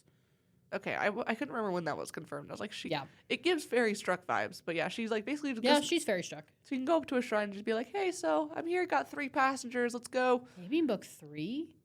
Book 2? I can't remember. But yeah. Somewhere around there. Yeah, pretty early on. So yeah. She is confirmed to be fairy struck. I feel like. They take the Tess Express to through the fairy shrine. Newell beats up a satyr because he was acting cocky and yeah. he needed to flex his. So I feel like that gave Noren duel and Noren. Duel and Noren instead of Newell and Doren. There. Okay, there we go. Newell and Doren. He beats up a quick satyr who was acting too big for his britches, using some outside techniques. Yeah. And he's actually pretty humble in the victory. He's like, you lasted longer than I thought you would. Because, like, he lives in the fairy kingdom, like, this picturesque, ideal location. And he's like, all right, you lasted a bit longer. And the other satyr's embarrassed, and I think it's funny. So they get through. They get to, it's called, what was the name of the new location? We were only there for like a day. Went, yeah, that they borrowed like a truck from the people there. It's like Okibachi, something like that. Wherever that they came into from the fairy realm. Okeechobee. Okeechobee Overflow is the reserve that they go to that's close to the Fallen Sanctuary. To the Murkwater. Yeah. And they meet the caretaker and airboat captain who take them across the Everglade. Mm-hmm. See some gators, stuff like that. And then they borrow a truck, go to Murkwater. There's a lot of moving in this. Well, they get dinner and then they go to a hotel. Yeah.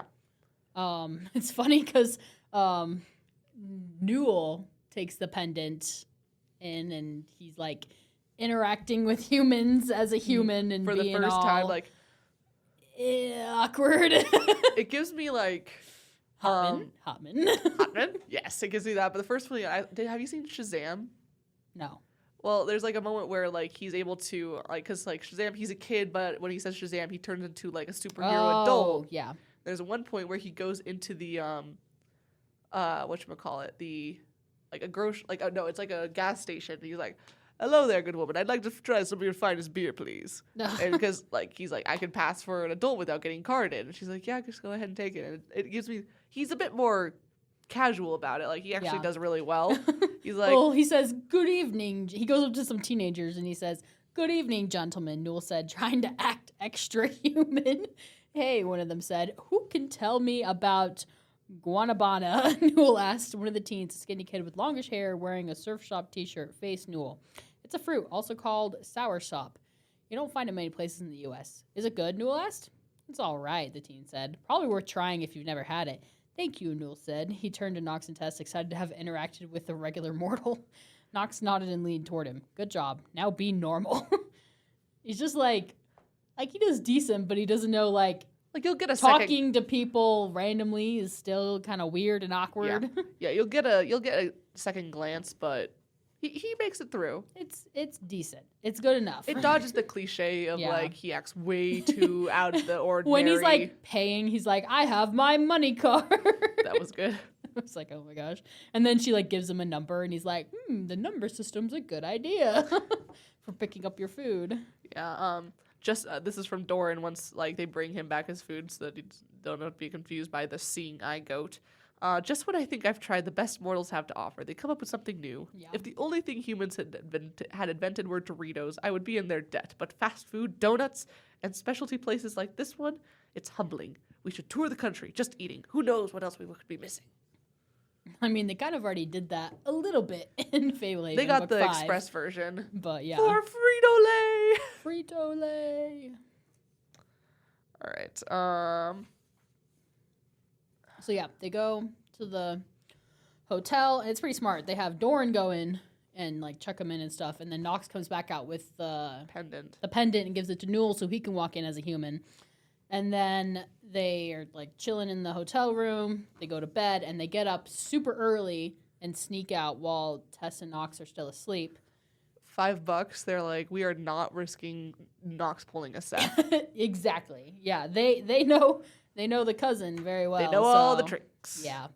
I really thought that the Nox was going to try and 100%. sneak I out was with them. expecting him to be in the truck that he arranged his pillows to be under the comforter. 100%. That's I expected what Seth that. does in other places. Like it's why he literally did last book that we reviewed when he went to get the horn. Exactly. I so thought that was going to happen. But like we said, Nox didn't do that. I guess he has a little bit more common sense. He probably just didn't want to wake up. We are so mean to Nox and he deserves it. I don't know. All right, so they take a kayak into Murkwater. I like the commentary of them having to get through the distractor spell because we haven't had that really. Because usually distractor spells were taken through by Kendra. That was interesting. But this time it's like, we can't turn right. Wait, yeah, we can. Yeah, and then they're like, this doesn't feel like the right way. But then they keep going. Like, there's, like, fighting the distractor spell. Yeah, when distractor spells are involved, wrong means right. They punch it through the big old puddle of water. Yeah. Which, I mean, when you got a big just truck, imagine, why not? I mean, like, that's fun. And then Doren says, this truck is more impressive than a smartphone. Yeah, but it doesn't have internet. Well, it actually depends on the truck nowadays. So they get into the preserve. They have some instructions for getting to a skunk ape. Hang on, hold up. Check page 140. 140? 2/3 of the way down. Any chance it's a swamp ape? Oh. But I thought it was something else. It was called skunk ape like maybe they're 30 pages things. ago. I don't think so. Hang on. Moving forward, they get attacked by the Hydra. But the skunk / okay, no, back on 146, it's skunk ape again.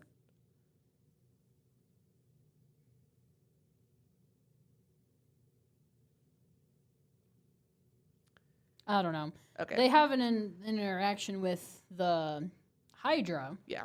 But beautiful illustration, by the way. Yeah, very cool.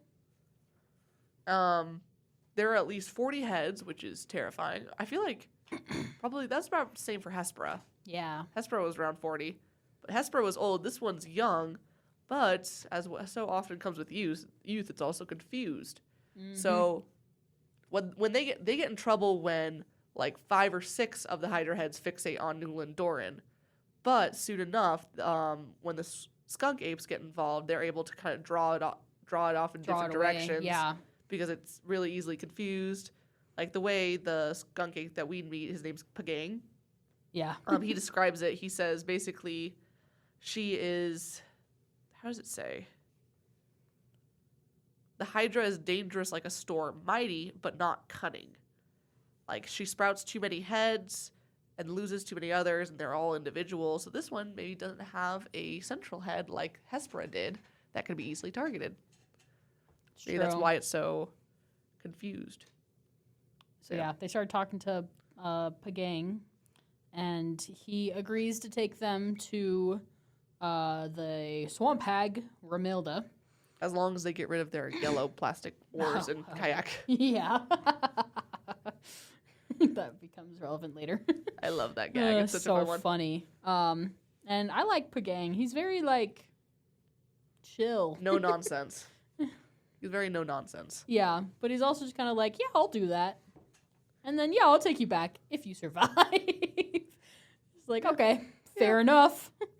And so he like uses his little raft and he ferries him across the swamp. And he's like, yeah, I don't really do dangerous stuff. Just try not to die, and I'll be chilling here when you do. Yeah. So they get in, they start talking to the bog hag, not to be confused again with the swamp hag. But I love how before they go in there. Wait, where is the first? Page 152. I'm looking for the first. Ooh, here we go. Your next threat is up ahead. We have almost reached Romilda. How can we impress her, Newell asked. Do you know what she likes? Yellow plastic paddles, Pagang said. But you had me leave my... Doren began, until he saw that Pagang was showing his teeth. You're joking. Sometimes I make jokes, Pagang said.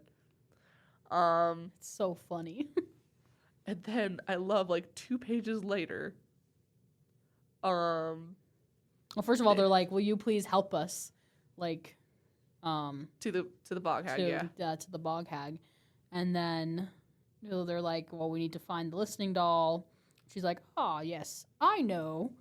But, well, first of all, she's like, I don't believe satyrs would care about this. I don't know. And, like, she's, first of all, surprised that they're there, you know. And they're like, well, what can we do for you? It's like, oh, we got a lost bangle for your sister. And she's like, I don't care about that.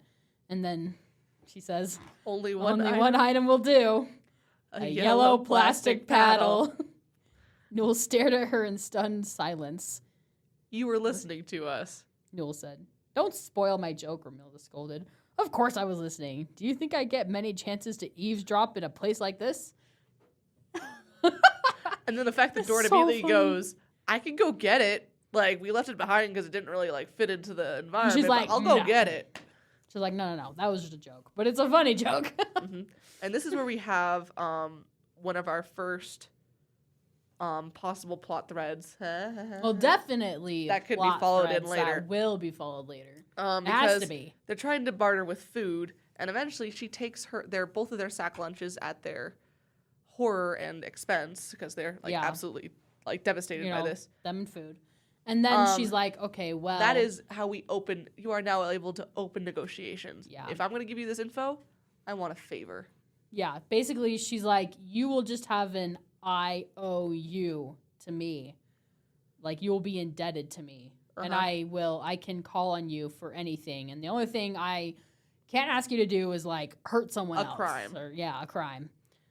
And so to signify that, she ties a string around their ankles, hooves, whatever, signifying their debt. And they're like, oh, first of all, they're like, I don't know if I want to accept this, singing sisters. We learned from Seth. Yeah. But, yeah, and even more than, like, it doesn't even just signify their debt. If they fail to, when I call for my favor, she says, you must fulfill it, or the thread will sever your hoof. Yep. No pressure. So, yeah, the later books, whatever they are, will definitely be about, at least part of it will be about fulfilling this debt. That debt will come due. Yes. So, and so she tells them where the doll is. It's like... It's in Key West at a restaurant called Lost Nirvana. And so they're like, okay. Nirvana, ooh-na-na. And to get past the distractor spell, they have to put raw onion under their tongue. go through this like complicated. It's a very complicated distractor It spell. is. I actually really like it. Yeah, I like it too. And then, how to confront the doll is another matter. You may feel tempted to steal her. If you do, your life will be cursed. Only bad luck will follow you until she is returned to her home, assuming you survive. What else? Newell asked. Only one of you should approach the doll, Romilda said. You see, the doll will remain inert and unresponsive until you convey to her all your chief concerns. Your fears, your problems. Don't hold anything back, and you will get no answer. And if the two of us are in the room, both will have to share all our fears. That is part of it, Romilda said. Also, it's easier to speak your doubts and fears, your troubles and worries when you're not in front of another person. But if we mention all of our concerns, how do we know which she will discuss? Newell asked. That is up to the doll, Romilda said. And if you do not get an answer you need, try again with the second petitioner.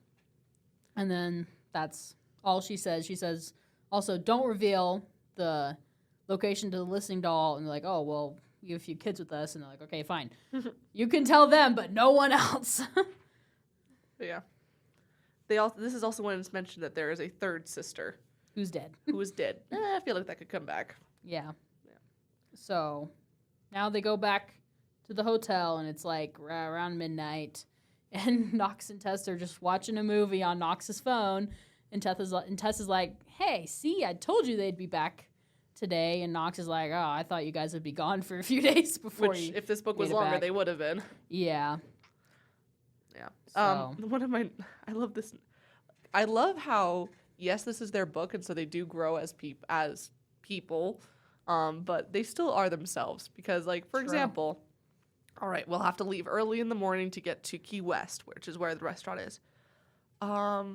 This hotel does have has free breakfast, Doc said. You can make your own waffles, Tess said. So they're going to have waffles. So they start driving to Key West. It's like a few hour drive, 6 or 7 hours, something like that. Yeah. You know. It's actually a cool, like, we get, like, a fun little montage of traveling through. Yeah. Because they're on it's called the 7 Mile Bridge, I think? Yeah. I never realized, like, they had, like, such a long bridge that goes over all the Florida Keys. Yeah, it's very famous. And I love how it talks about they passed over Little Duck Key, Missouri Key, the Ohio Key, Big Pine Key, No Name Key, Middle Torch Key, Summerland Key. Newell found himself looking forward to what the next key would be called. Yeah. Which, I mean, valid. And then they get to Key West, which is, again, civilization again. Yeah. It's like the farthest west and the largest one, right? It's one of the bigger ones?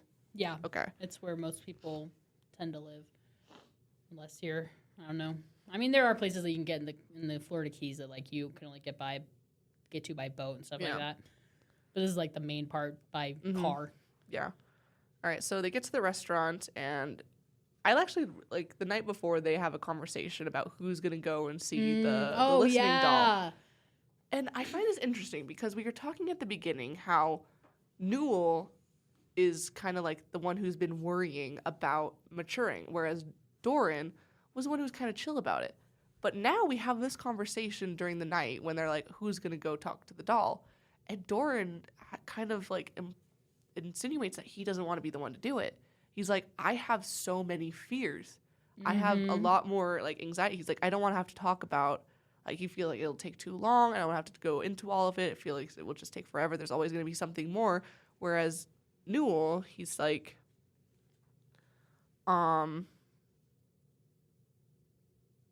it talks about this well. He's like, Doran's like, below the surface, I'm a nervous wreck sometimes, Doran said. You cover it well, Newell said. Let's try to forget this conversation never happened. That's a good example of why I suspect you'll do well, Doran said. You take things in stride.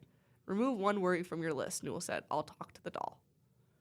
I just, like, love that little moment. It's like, it feels very, like just very camaraderie. They understand each other. It's like, yeah, I'll go talk to the creepy doll. It doesn't have to be this, like, big thing of, like, who's going to jump in the water first, 3, 2, 1, go, and nobody moves. It's just, like, this is something that actually means it to mean something to Doran. So Newell's like, yeah, I'll take it. And, yeah, like we were talking about with, like, character, this is where you really get to know Newell and Doren even better. Like, Newell has all these fears and anxieties that he's never even told his best friend Newell about, because Newell's like, oh, I didn't know that. I didn't know you were scared of field mice or things like that. Well, like all these things that like Doren has anxiety, basically. And Newell was like, it's okay. I got you. And this goes back to, my thoughts of like Doren maybe puts on a face of, I'll do whatever Newell does. But I feel like at least that's how it kind of felt in previous books of Fablehaven. But he's more cautious than Newell. And I think it's because he has all these anxieties and fears, He just doesn't really It's why he feels a show little bit more them, mature. But yeah. And so I really liked that part of seeing that side of both of them. Yeah, they go to the restaurant. He finds the doll. And then he just kind of sits there and starts talking to the doll. Like you're saying, like giving like his beginning fears and anxiety just kind of starts. He says things. The doll doesn't move. He says another thing.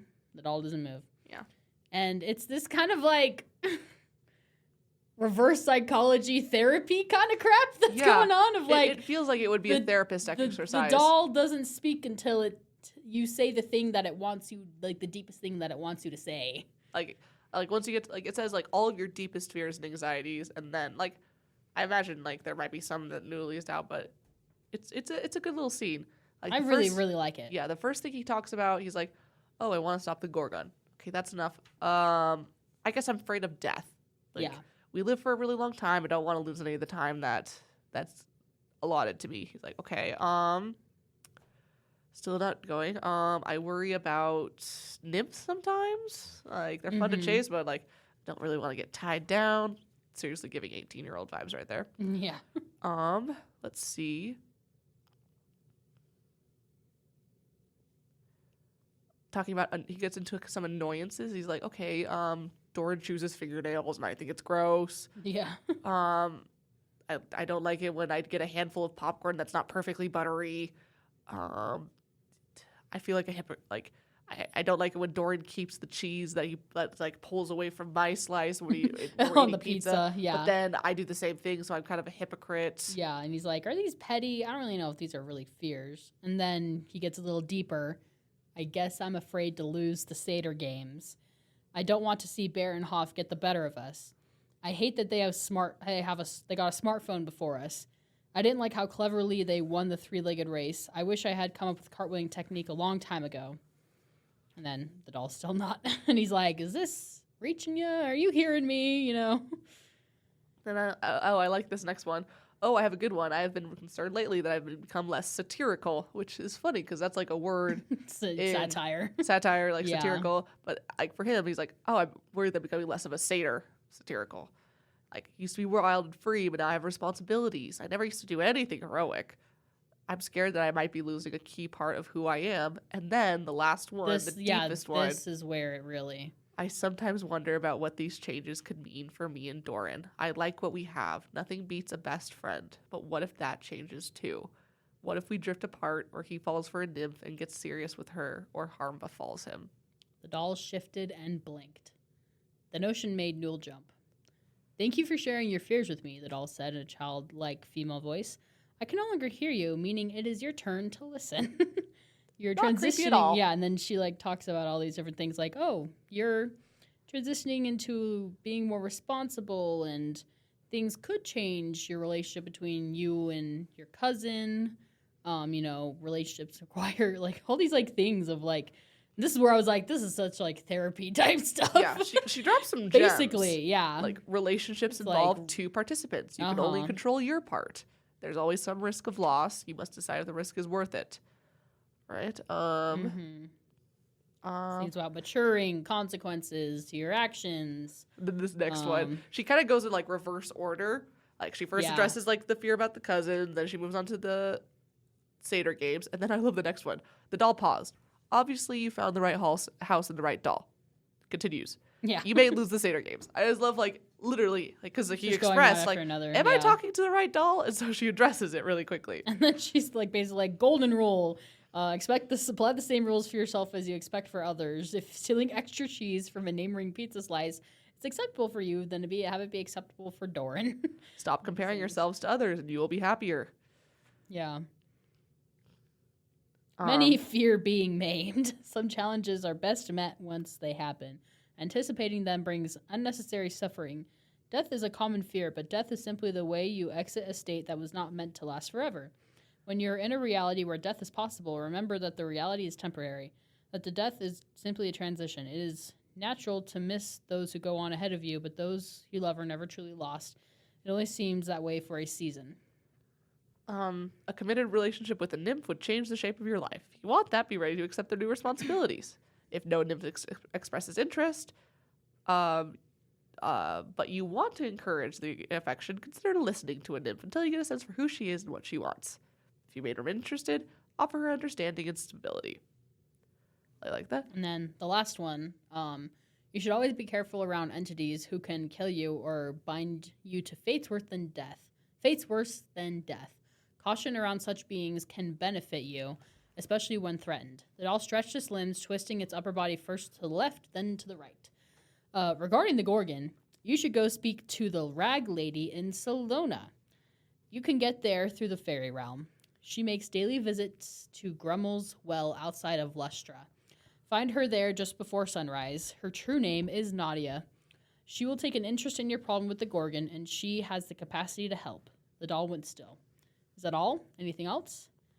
The doll remained motionless. So yeah, that was all of the answers. Not gonna lie, based on like how like Newell was acting in the book trailer, I was expecting that to be way creepier. Like I was expecting like doll from, because like they use a couple dolls in Candy Shop Wars, where like one of the candies allows you to kind of like possess a little wooden doll and like sneak around, and it's Honestly, those things creep me out. Wasn't that creepy? This one's helpful. I mean, it isn't a basement. It just like sounds creepier than it actually is. Like you're just like he's literally sitting there in a dusty old basement, like underneath a little single light bulb, talking to a doll in the Everglades. Yeah, it sounds creepier than it actually is in reality. Yeah. Okay, so we're going back to Salona. And we're going to Nadia, the Dragon Slayer. Not gonna lie, did not clock her name until after Tess and Nox reminded me. Oh, really? Nope. He said Rag Lady Nadia, and I was like, wait. That's one of the Dragon Slayers, isn't it? My first thought was, wait, is that Nisa / No. Nafia? To be fair, it's the same name, just with one letter different. Nafia, Nadia. Yeah. But one's a dragon and one's a dragon slayer. That's why I was like, okay, wait, no, that can't be right. So I was like, but once Nox and Tess were like, hey, isn't that this person? I was actually, like, oh yeah, that is that person. I brought the book so I could like look at it. Oh my gosh, the fact that you have the book. Legend of the Dragon Slayers. That's great. Because I was like, well, I reached for my book and I was like, wait, isn't that one of the Conrad's daughters? Indeed it is. This is a little spiel about Nadia. Wielder of the Gorgon's Quill, slew 9 dragons. Nadia never wanted the notoriety that came with the famous family, and though firstborn, she was the last to become a dragon slayer. And that's all it says about her in the Legend of the Dragon Slayers little index thing, but yeah, she's in book 5. She's like the last one that Kendra finds in one of the last dragon slayer that Kendra finds in Salona, the Rag Lady. And because it totally makes sense. Her beauty is literally enchanting. So yeah, I love that. Like, it makes sense. Like, she had the Gorgon's Quill. It makes sense that she knows how to take care of Gorgons. She knows how to take care of Gorgons. So yeah, they go back and they're like, okay, now we're gonna go to Salona. Back to Salona. So yeah, off to Salona we go. Woohoo! By way of Fairy Realm. Seriously, this is the Tessa. It's So the Tessa convenient. Express. Tessa Express. Yes, the Tessa Express. Yeah. Subpart only to the aboard. Raxtomobile. Raxtomobile. The Raxtomobile. It's a little faster. I mean, Raxus could still go between shrines, but he could also fly. But that takes longer than just poofing in and out, basically. Indeed. All right. Well, I love that on our way back to the wow, my brain just went totally blank. Back to the Chimakobi. The place that they came through. Okeechobee. I found the word. Okeechobee. I was like, I know what you're saying, but I don't remember what it's called.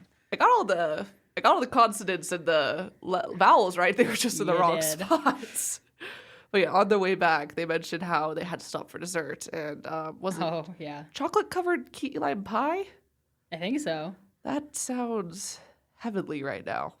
Yeah, chocolate-dipped key lime pie slices on a stick. I don't know if chocolate goes with key lime as well, though. You know? I haven't had dinner. I'm really hungry right now. Anything sounds good. Everything sounds good to you. I mean, if I ate it, I'd probably be like, man, this is really good. But for some reason, I'm like, the tartness, I feel like it goes better with like a graham cracker crust. I don't know. I feel like I haven't had too much key lime pie in my life. Honestly, really? Key lime pie is one of my favorite types of pie. That's fair. Most of my experience comes from Yoplait yogurt. That's my most experience with key lime. That's not pie. It's tasty. I enjoy good Yoplait. Chobani has a good key lime yogurt. Yes, I agree. Bold of you to assume that I eat Chobani. Chobani's so much better than Yoplait. It's also more expensive. It's also healthier because it's Greek. Okay, and to be fair, I haven't really eaten it since I was a kid. Okay. Like that's like what my mom would get when she was trying to get all us kids off the door. I just put the two together. We are now announcing the new line. No. I ate Yoplait when I was a kid, and now I'm an adult, and I ate Chobani, and it's much better. It's what the adults eat. It's so much better. It's like you have the key lime yogurt. I don't know why I'm getting so caught up on this. I don't know. The key lime yogurt, and then it's like little graham cracker bits and white chocolate chips, and you put it in and you mix it together, so it's like crunchy. That sounds heavenly. Good. Okay, we need to actually do this and actually take a picture and post it to like. I don't think people really care, but maybe they do. It could be fun. All right. I can at least introduce you all to this really good yogurt. Indeed. It's like a dessert. Like it's really good. Hashtag not sponsored. I love Chobani. If you want to sponsor, if you're listening, it doesn't matter. Yeah. No all way. Right. So yeah. Yeah, I should try some key lime pie. That does sound good right now. Key lime pie is so good. All right. What's your favorite kind of pie? Banana. Give me some banana cream pie all day long. For some reason, I just don't like banana flavored things. It's just the banana's just in the cookie. If we're talking about cream pie, I much prefer coconut cream. I do not. I'm fresh out of coconut cream pie, personally. Right. But I'm just saying, if you would be so inclined to try a banana cookie that were freshly made by me and my sisters over the weekend. So what goes into a banana cookie? Crap load of brown sugar. Okay. Which especially is present in the frosting glaze. Frosting. So it's like a glaze kind of frosting that we kind of drizzle over on the top. It's basically just made by like caramelizing butter, sugar. So is it like milk. Is it like when you just use bananas instead of like eggs or something, or is it like egg. A cookie with bananas? Like the entire batch of cookies took 2 bananas to make. Okay. So and it has a hint of banana. I will not lie to you, but it is authentic banana, not artificial flavored banana. Yeah. I don't know. Like, it's probably good. I mean, it is banana. I assume your cookies are good. I mean, like banana cream pie. No, yeah, you're good. My mom makes a good banana cream pie. That's why. I'm like, I'd rather have like coconut cream or I've never really had coconut cream. Chocolate mousse. Anyway, moving on from pie. All right, so they get back to Okeechobee Overflow, the reserve where they first arrived, and all right, get back to the. They go into the fairy realm. Get to keep the shirt as a memento of the occasion. Like they gave him something. Yeah. Yeah, nice cabana shirt. And off they go. And, well, who do they run into other than Bracken's sister, Lizette? We met. We're just meeting everyone. Yeah, we really. This is like book 5 of Dragonwatch. It's a victory tour. I'm just what real. The frick? Again, we don't get to see Bracken. Like, I mean, how often do we get to see him in book 5? We always get a sister instead. Anyway, I like Lizette. She's cool. Yeah, honestly. That was a joke anyway. We're getting everybody except the main characters from Fablehaven. We're not getting... It's fine. Warren. If he gives us some of them... Kendra and Seth. In like book 3 or something, I'll be like, okay, thanks for throwing me the bone, Brandon. Appreciate you. Just give me something. All right. And also, excuse me, Newel with the Riz. Right? I was like, and the fact that she's kind of into it? I know. I was like, wait, are you guys like... hitting on each other right now. The fact that he's rizzing and she's receiving. Because, okay.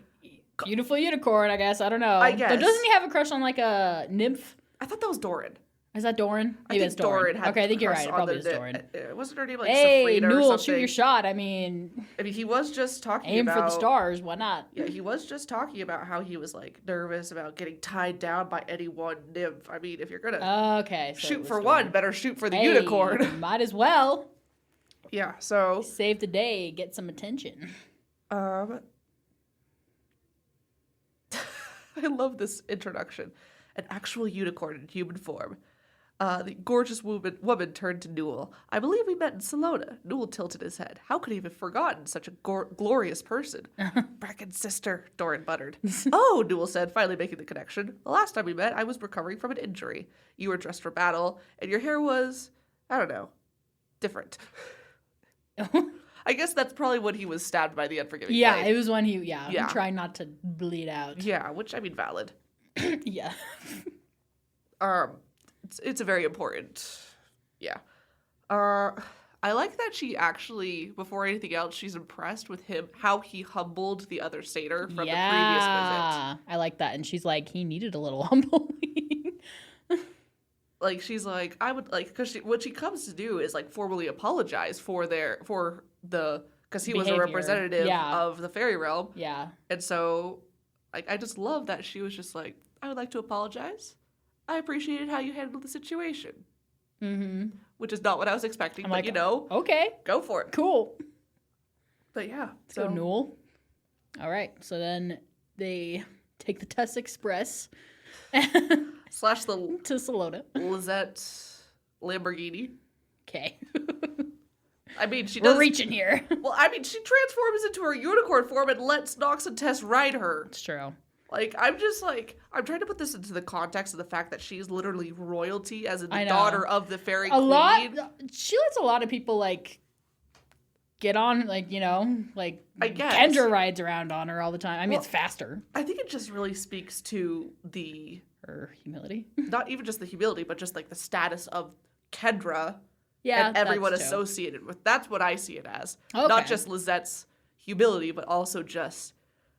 If you are connected to the Sorensons in any way, shape, or form, you get top dog treatment. I mean, it's not like they saved the world like 5 times I'm not over. saying it's not warranted. No, that's what I'm saying. That's why. I know. I mean, yeah, it's interesting that we keep it they at saved that the from a different Fairy light. King. No, for sure. It's like it's like the least that they could do to begin to kind of repay them for everything that they've done. This is very true. Nice. All right. And then, did we know that they could talk in unicorn form, like with human voices? I guess it's kind of assumed, but yes, we did. Okay. Does Bracken speak when Bracken and Ronodin are fighting in unicorn form? Are they book 3 of Dragonwatch? They're talking. I forgot about that. They're like bantering back and forth. Oh, I need to reread that then. I want to hear some smack talk. They're like talking back and forth. They're like, smack talking each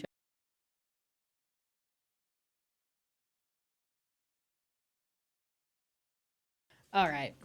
So here we go. I love how Tess is the one that remembers who Nadia is. She helps me. Yeah. Tess is like, don't you remember who Nadia is? Like the rag lady? It's Nadia, the dragon slayer. Hey, reader, don't you remember who the rag lady is? It's Nadia, the dragon slayer. Hey, Jessica, don't you remember? Hey, Jessica, don't you remember who Nadia is? The dragon slayer? No, Tessa, I did not. Thank you for informing me. Thank you for that exposition, Tess. I appreciate it. I'm just picturing, there's like a YouTube video that I remember watching about the Avatar: The Last Airbender movie. Where it's, because that movie, among its many flaws, exposition was dumping. And I just remember this video that a dude did to review. He literally, in front of like one of the scenes, he had like cannons like roll onto the screen, just fire exposition, while what's her name, Yue is expositing AKA why her poor writing. Not Brandon. No. Avatar: The Last Airbender movie. Yes. Terrible. No, this feels natural enough. This is very natural. No, it's very Newel good. and Doren briefly they knew her. Like, they only saw her with the mask on. Yeah, Tess definitely would know her better. Definitely didn't know her as the rag lady. Yeah. So, but Tess would know her when they say the name Nadia. And Yeah. so it feels natural. It works. The Last Airbender movie sucks. Amen Show to is that. amazing. We can now continue on with our lives. Yes. All right. And so they go to a inn and stay the night. Apparently food in Salona is holding out on us. Yeah, it's better than the waffles, apparently, that they had earlier. High praise indeed. Yeah. And then Newel and Doren have a little heart-to-heart right before they go to sleep. Which I absolutely love. Yeah, it's a nice moment. Oh my gosh. Hang on really quick before they leave What the do we fairy miss? realm. Before they leave the fairy realm. Because apparently Newel, at one point Newel was like, man, is she trying to kill us? Because she's a unicorn. She can move. And Newel and Doran are running alongside. And at the very end, Lizette turned to address the satyrs. Did you have a nice run? Newell swung his arms. Not a bad warm-up. We'll get in some serious exercise later in the day. Doran rolled his eyes because he was the one being like, dude, man up. And I'm impressed that you were helping with the Gorgon issue at Fablehaven, Lizette said. You seem to be truly reliable satyrs. Newell did not want to blush, but he could feel his face flushing. Trust those instincts. I mean, I won't say that we are. I won't say that we aren't, but, you know. And then, Trust your instinct. also, this right here, a little bit here. True, anything for the Sorensons after all they have done. Because, like, Doran, they were Yeah. thanking her, and she was like, I was anything for saying Sorensons. anything for the Sorensons. And at the very end, let's go, Nox said, stepping into the trembling air of the portal back to the to Salona. To Salona. Tess and Doran followed. Newell paused, looking back at Lizette. Yes, she asked. Should you ever need my aid, I'm at your service, he said with a little bow. I'm flattered, Lizette said. Careful though, I may take you up on that offer. Oh my gosh. They really are flirting. Anytime, Newell said, stepping into the shimmer. Anytime. Okay, Newell. All right. Why does Newell have game? Like, I feel like that's the smoothest he's ever been with a woman. Ever. Of course, we don't have much competition. Last time it was Vanessa, and it was terrible. Yeah. I'll ride behind you on the satyr to keep your body Oh steady my gosh. while you're unconscious. The Yeah, way no, that they bad- hit on red flag Vanessa there. is so like, I'm like, oh gosh. And she's like, I don't care about you. So bad. All right. So yeah, they get to Salona. Sorry, I No, saw, that was a good saw- catch. Wait, why is Newell not wanting to blush? I sensed tea. Yeah. Mm.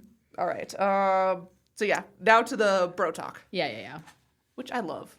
I love the bro it's talk. Good. Yeah, I like it. It really felt like, hey, dude, no more pretenses. Just us. It's just us. Lay it on me. How do Yeah. you really feel? I mean, And they it's did really it cool. the night before seeing the doll, and now they're like doing it again. Yeah, Doran got to talk about his fears. So he got to have his own little doll session, but with Newell. Yeah, a little And bit. now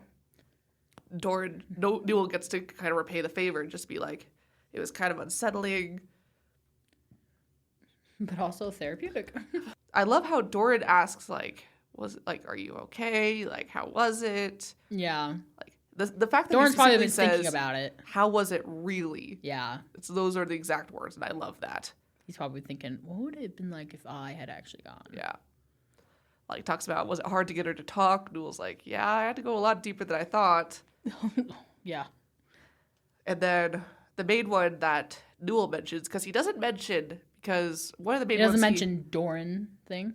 he doesn't mention, like, his fear of moving, like, growing apart from Doran. Because that's really what made her move. Yeah, was that deepest, darkest one, which I think is valid, because some things are really deep and really, There's really some things personal. you can't tell anybody. There's some things you can't tell anybody except a really creepy doll in order to save the world. Your therapist. Indeed. But yeah, so the main one that they focus on in this bro talk is the Being fear of becoming less satirical. Yeah, which has been the theme of this book. Yeah. Just like, and Doran honestly expected that. Yeah. And so, Newell relays the advice. She basically just told me that all creatures grow up once sooner or later. And love this part. I guess being a mature satyr doesn't have to be all bad. Rafi is proof of that. Yes, Rafi! We stand Rafi in this house. We love Rafi. I mean, Rafi, like, gave his life, basically. Like, they don't know if he's going to survive for Without them. hesitation. And so, like, that's the kind of satyr you want to be. Indeed. And I love that, like, Newell and Doran and the rest of the satyrs, they do not look down on Rafi for being less satyrly. It's not like, oh, he's the leader. He thinks we have to do what he says. He's so not like a satyr, but we have to obey. No, they're like... No, they respect him. They respect him. They respect that he's willing to lay it all out on the line for them. Yeah. And do that. And I love it. I do love it. Give Rafi his dues. We love Rafi. I'll take a spin-off series about Rafi, please. Or just that's probably too much. A single book. I'll take a single book on Oh, Rafi. he can just be in the books again. All right, all right. I'll take him being the Warren character. Warren character. Yeah, and then I just love this next bit. Also, Doren says, "We're still fun, just a little less frivolous." Newell flipped his pillow and fluffed it. I wonder if that's what all adults tell themselves. Oh, Could be, Doren said. Good night. Okay. I feel like we need to dive into that a little bit. You had to say that? I did. We're still fun, just a little less frivolous. Is that what all adults tell themselves? I don't know if I was ever frivolous, but... This is true. But, like, there is a thing with growing up where you're like, do I still have fun, or do I just find fun in the mundane things now? Yeah, like, do I go and run out in the middle of the desert and find a weird rock every once in a while? I grew up in a desert area, okay? That's true. But, like, just, like, sometimes you reflect on, like, the things you did as a kid, and you're just like, dang, that was wild. Like, the stories you were able to just come up in your head when you were playing with toys, the adventures you went on with your friends in just your mind. But you also do more dumb things, typically. 100%. So, as you get older, you know, you do less of that. Yeah, just the mellowing of age. Typically. Some people don't, but... Men take an extra 5-10 years. Yeah, I was about to say, it's usually men. Yeah, that... or those extra teenage 4,000 years. True. All right. But yeah. I was like, oh man, that kind of hit. Yeah. Oh, man. We're getting old, Jessica. I know. We're not, but we are. Yeah. It happens to everyone. I feel like in that moment, Brandon really showed that he knows his audience. He knows that we're still reading these. Like, the people who grew up with Fablehaven. Yeah. Yeah, to a degree, I could see that. I think... Just like this book is more for kids, but yeah, is. For that one line, we can even relate. just like the theme of growing up, I think like and feeling, and maybe it's not like necessarily for us, but I think it just does still have those threads of it can be. This book can be for a lot of different ages, different demographics, but yeah.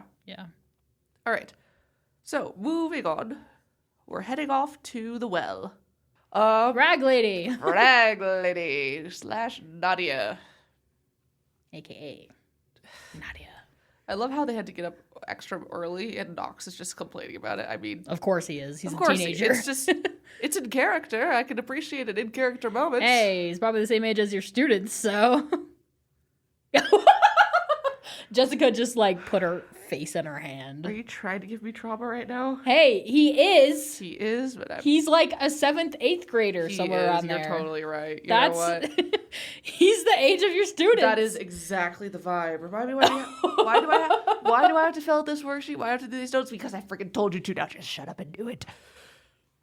That's not what I say, but it's what I want to say. Hey, maybe that's why you don't like Knox. He reminds you of students that annoy you. Yeah, probably. But then again, he annoyed me before. Let's be honest. He annoys us both before we... Yeah, Knox is still kind of annoying, but honestly, he's just a teenage boy. Yeah, this is true. So, yeah. All right, so... All right. Interesting design for the well. Just a little thing that I just noticed. Instead of a pulley and a bucket, this stepwell had a staircase winding down the shaft to water level. Nobody had come to use it yet. So wait, basically you just the walk stairs down, go down to the water? You just go inside the well itself, walk down a spiral, wind down a shaft, like that. And then dip in.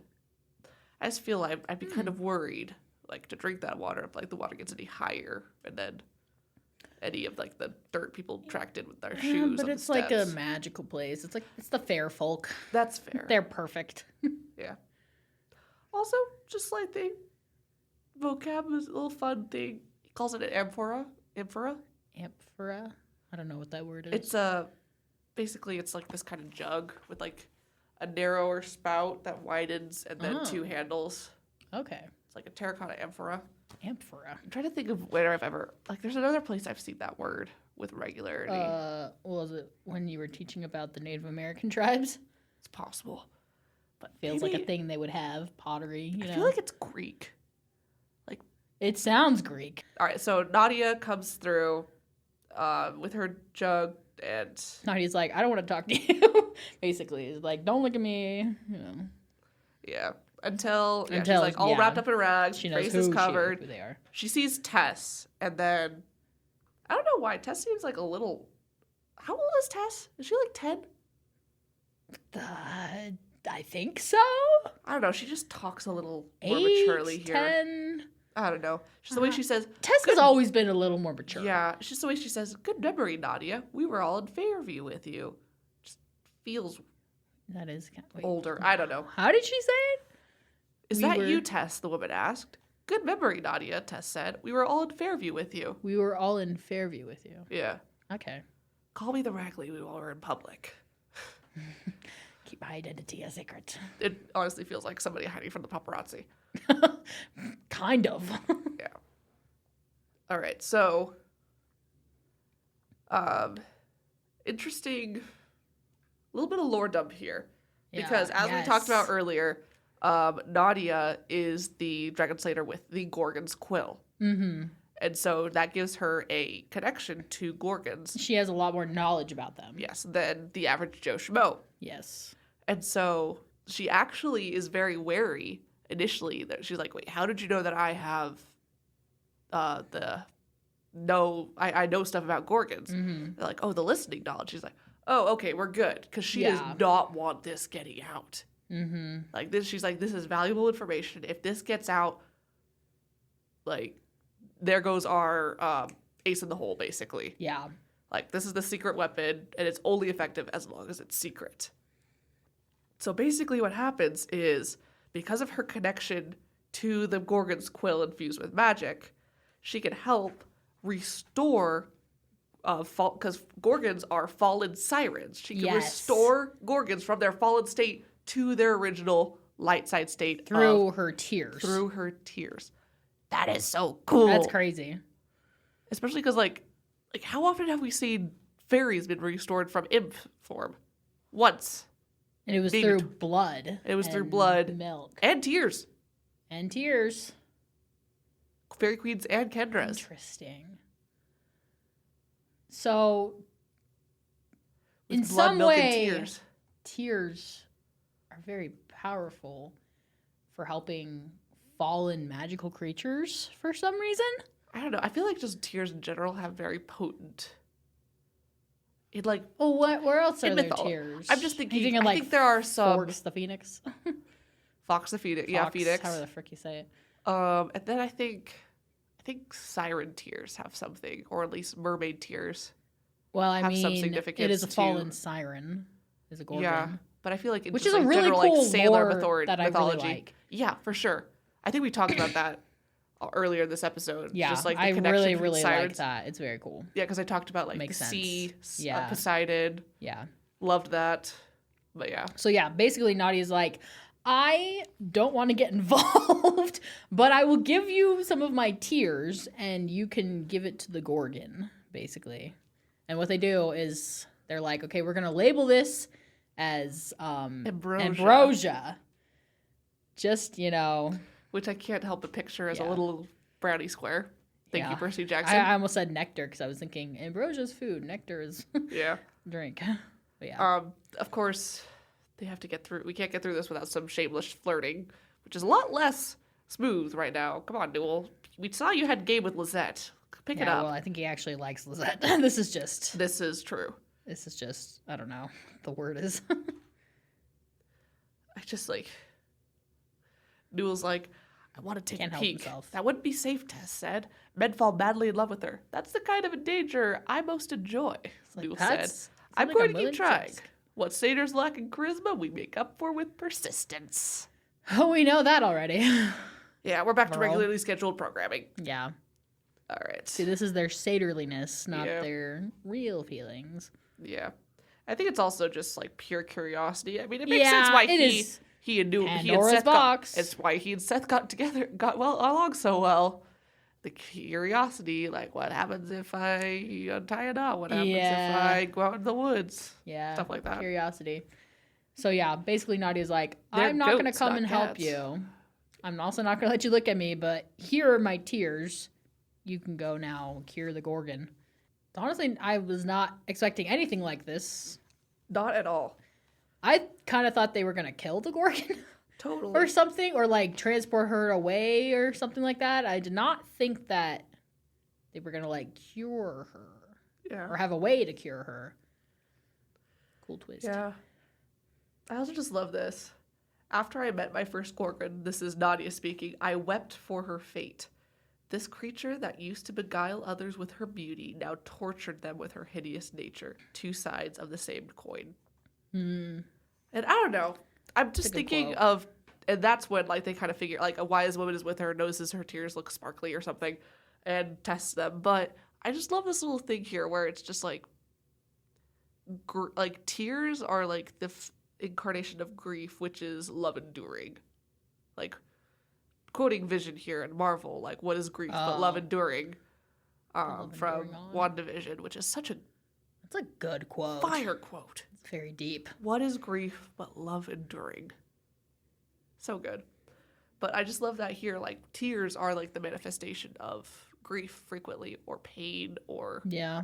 sometimes anger, or love. Just all those things tears can represent. Just pure human emotion. But it is just interesting to me that, like, that restores, like, a fallen magical creature, you know? Yeah, I don't know. It's just a little cool thing. It is. All right.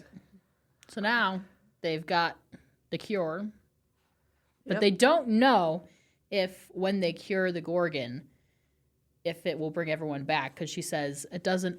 Everyone that is turned to stone by a Gorgon is like revived. I think she specifically says only some. Yeah. So like the Gorgon has to drink the tears, and then what happens to the people who are turned to stone? Killing the Gorgon would seal their fates, so that would keep them as stone. I will not condone a Gorgon's death, but healing a Gorgon often rescues some who are turned to stone. We don't know why the restoration of a Gorgon seldom releases all the statues she made. That is simply my experience. Mm-hmm. I want to get into that in a few minutes. So I'm so excited. Oh yeah, we will. All right, so We gotta get there. Yep. So they head back to Fablehaven, and they're in the. They're leaving the shrine, and as they look around, the pond is quiet. Always a bad sign. That's an indication. They get to the boathouse and they're like, something is very wrong. There are no fairies around. Nothing. They see two naiad statues looking up from under the water, clutching the pilings beneath the quay. She's here. A reminder of the name of the Gorgon? Grimella. Grimella. So they're like, how the heck did she get in here? They theorize it's because she was once a siren. Sirens owe allegiance to the fairy queen. She could have access. Yeah. Or she just forces her way through. Yeah, the barrier doesn't keep her back. So now they've got 2 satyrs and 2 kids in close proximity. Well, they don't know how close they don't she know could be. if she's still there or not. So they're like, maybe we can make a run for the yard. And Doren is like, okay, I'm gonna go scout it out. Just wait for a sec and we'll see. Doren goes out to scout, and Newel realizes that he gets turned to stone. Like, he sees him not move, and he's like, he just got turned to stone. And so he sends Tess and Nox back on the boat and says, do not look back. Go to the fairy realm and get away. It gives, like, Doctor Who Weeping Angels vibes. Like, don't blink, whatever. Like, it's the exact opposite. But, like, just, like, the absolute terror of just, like, don't either look away or don't look. And so Newell's just, like, I just love this reaction, too, just the way it's described. He looks back and he sees that Doren is holding perfectly still. There goes his best friend. he felt empty and sick at the same time. He gripped the doorframe of the boathouse to keep himself upright, resisting the horror that threatened to overwhelm him. How had this happened? Why had he let Doren take the lead? He wanted to run to his cousin, but resisted the urge. What would be the point? It was too late. He had to protect Nox and Tess. Mm-hmm. Disconnected from the moment, he pulled his head back inside the boathouse, take a pedal boat, his voice numb, race back to the island and hurry into the fairy realm. Get out. Ugh. And then he pulls a Rafi. Tessa's like, come with us. And he's like, no. I'll buy you time. I'll hold her off. Get out of here. Yeah. Once you get out, don't return. Dang. I was honestly not expecting it. This is his hero moment, and I appreciate it so much. It's great. And I just also, he has to have this, split-second decision, because now he knows the Gorgon is right there, and he's holding the bottle of tears. Yeah. He knows that anything he's holding, if he's get turned to stone, will also turn to stone. So he's, caught between a rock and a hard place. He's holding the bottle because he needs to be able to try to get it down the Gorgon's throat. But also, if she turns him to stone while he's holding it, they're cooked. Yeah. Which is what he realizes when, he does end up coming face to face with the Gorgon and gets turned to stone. And just before he goes into the, shadow realm, stone realm, whatever, he drops the bottle, which was, thank goodness he did that. Clutch move. That was that was a Kendra Seth move right there. That was a very split second, good decision. Very five-head, yeah. So yeah, honestly, Newel and Doren have both been turned to stone. And I love what comes next. Okay, let's get into it then. Well, first it's the description of Gramella. That's really great. Okay. Gramella wasn't so terribly ugly. Her scalp was a writhing mass of coral snakes, each with red, black, and yellow bands. A forked tongue flicked from her faint, lipless mouth, yada, yada, yada. Dry, scaly skin, nostrils facing outward. She wasn't pretty. But the problem was her eyes. If the eyes were the windows to the soul, Gramella was a house Newell never wanted to visit. It's a good line. That's just, he talks about the agony, the rage, and despair. She was a being who should have perished from misery long ago, yet somehow went on existing. Wow. That's a good description. Yeah. Try as he might, there was no looking away from that accursed gaze. He felt infected by it. A ferocious, evil, corrupt will tunneled into him, hollowing him out, excavating him, and he was powerless to resist. As his vision dimmed, Newell realized that the Gorgon's unsightly exterior was nothing compared to the gruesomeness concealed within. Dang. He had no awareness. He was fading. He was slowing, fading, diminishing. He could neither inhale nor exhale. At least he was escaping that horrible stare. I'd rather be turned to stone than look at the Gorgon. That is rough. Dang. That's a really good description. Yeah. I like it a lot. Indeed. And then I like her own grief and despair and anger, literally turns people to stone. It's just such a visceral description. Yeah, so I really like it. Kudos to you, Brandon. So yeah. So then Doren goes to the Do you know the name of the next chapter? Okay. The next chapter is called Beyond. Beyond the Beyond. I know what you mean. Oh, I just love that. It's it could be considered a reference to Beyonders, considering what we get here. Because, Could be Beyonders, could be Five Kingdoms, could be... That's what I'm saying. I know! It's so...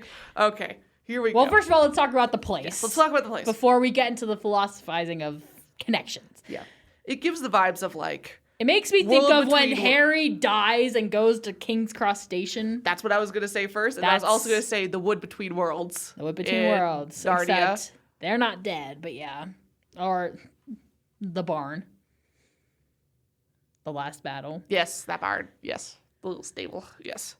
Stable in the last battle, yeah. Yeah, it gives them those vibes of just what I'm thinking of with the Wood Between the Worlds is the fact that initially when they go in, they forget. Yeah, it's just so true. Peaceful. It's so true. Tranquil that they just want to lay down and go to sleep. And that's a very similar vibe to what Newell gives here. Yeah. Initially he doesn't even realize Like, he forgets who Doren is. He's like, what's a cabana and why am I wearing a shirt named after it? It's a place of like waiting in between. That's why I'm like in between. King Cross Station. That's why I'm like King's Cross Station. Eddie, because he's not quite dead, kind of like Harry Potter. So yeah, it's just a really cool, and I love it so much. Because then we get a surprise character who pops out of nowhere. Another satyr. He clashed with his indistinct surroundings because he was an entire being, vividly rendered. Newell contemplated his own hooves and let it sink in that he was a satyr as well. So again, he's he very doesn't even remember he's a satyr. Hello, Newell, the unfamiliar satyr said, his voice bright and full of life. He stood a full head taller than Newell, with sprightly, ageless features. Pointy horns poked up through his curly hair. Well met. Greetings, Newell said. This might seem an odd question, but do you have any idea where we are? I do, the satyr said, but I understand why you feel befuddled. You've barely arrived. That's good to know, Newell said. I was starting to worry I had been here forever, but with a faulty memory. Your memory is confused, the satyr said. You're in shock because of the abrupt departure from the life you are experiencing. So there is a place with a moon, Newell said. Of course. Sorry I wasn't here to immediately greet you. Would you like some help remembering? Very well. Tell me about Doren. And that's what... I love that it's Doren that kickstarts the memory. I skipped a little bit. Yeah. Like, he reminds us, like, just so you know, not everything you're about to remember is going to be present. And Newell's like, hit me. He's like, okay, tell me about Doren. And boom. And that's when he remembers, you know. That's very sweet. How was he doing? The satyr asked innocently. Newell froze. Doren was not all right. Doren had been turned to stone. And that's when it all comes through. Mm-hmm. Love it.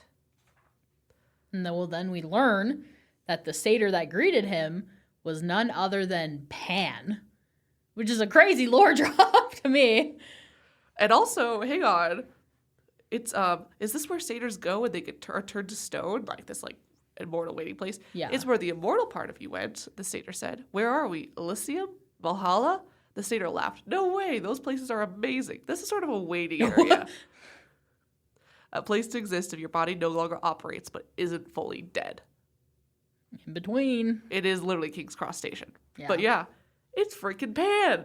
Yeah. It's freaking Pan. And then, of course, my brain is like, Percy Jackson, tell them the great god Pan is dead. You know? Grover. So yeah. What a boy. Hopefully you all have read Percy Jackson, know what we're talking about. Spoiler. I'd kind of be surprised if you hadn't and you're listening to us because we talk about Percy Jackson a lot. Yeah. So Newell's like, wait, so you're dead? And Pan's like, it's unclear. Okay, so first of all, is Pan like the god of the satyrs, or is he just like the first satyr and he's just like the guy? Like, I don't understand. I don't know. It just says... It's very unclear. You'd be surprised how many satyrs don't think to ask about my identity. I've gone by many names. The one you may know best is Pan. You're Pan? The Pan? The Pan. Do you know much about me? Aren't you the first satyr? If by first you mean greatest, you're on the right track. He is still a satyr. Yeah. Okay, so he's a satyr. So it seems the greatest? One of the originals. Interesting. I don't know. And then here we go. You're not on Earth anymore, Newell asked. Not for some time, Pan said. Where did you go? Pan's eyes flashed. So many places. There are endless realms to visit, Newell. You won't believe it. While connected to your life on Earth, you don't remember them very well. You lack a frame of reference to imagine most of them. Can we go see some? Newell asked. We can, Pan said. I'm here to give you that option, but I need to explain the choice.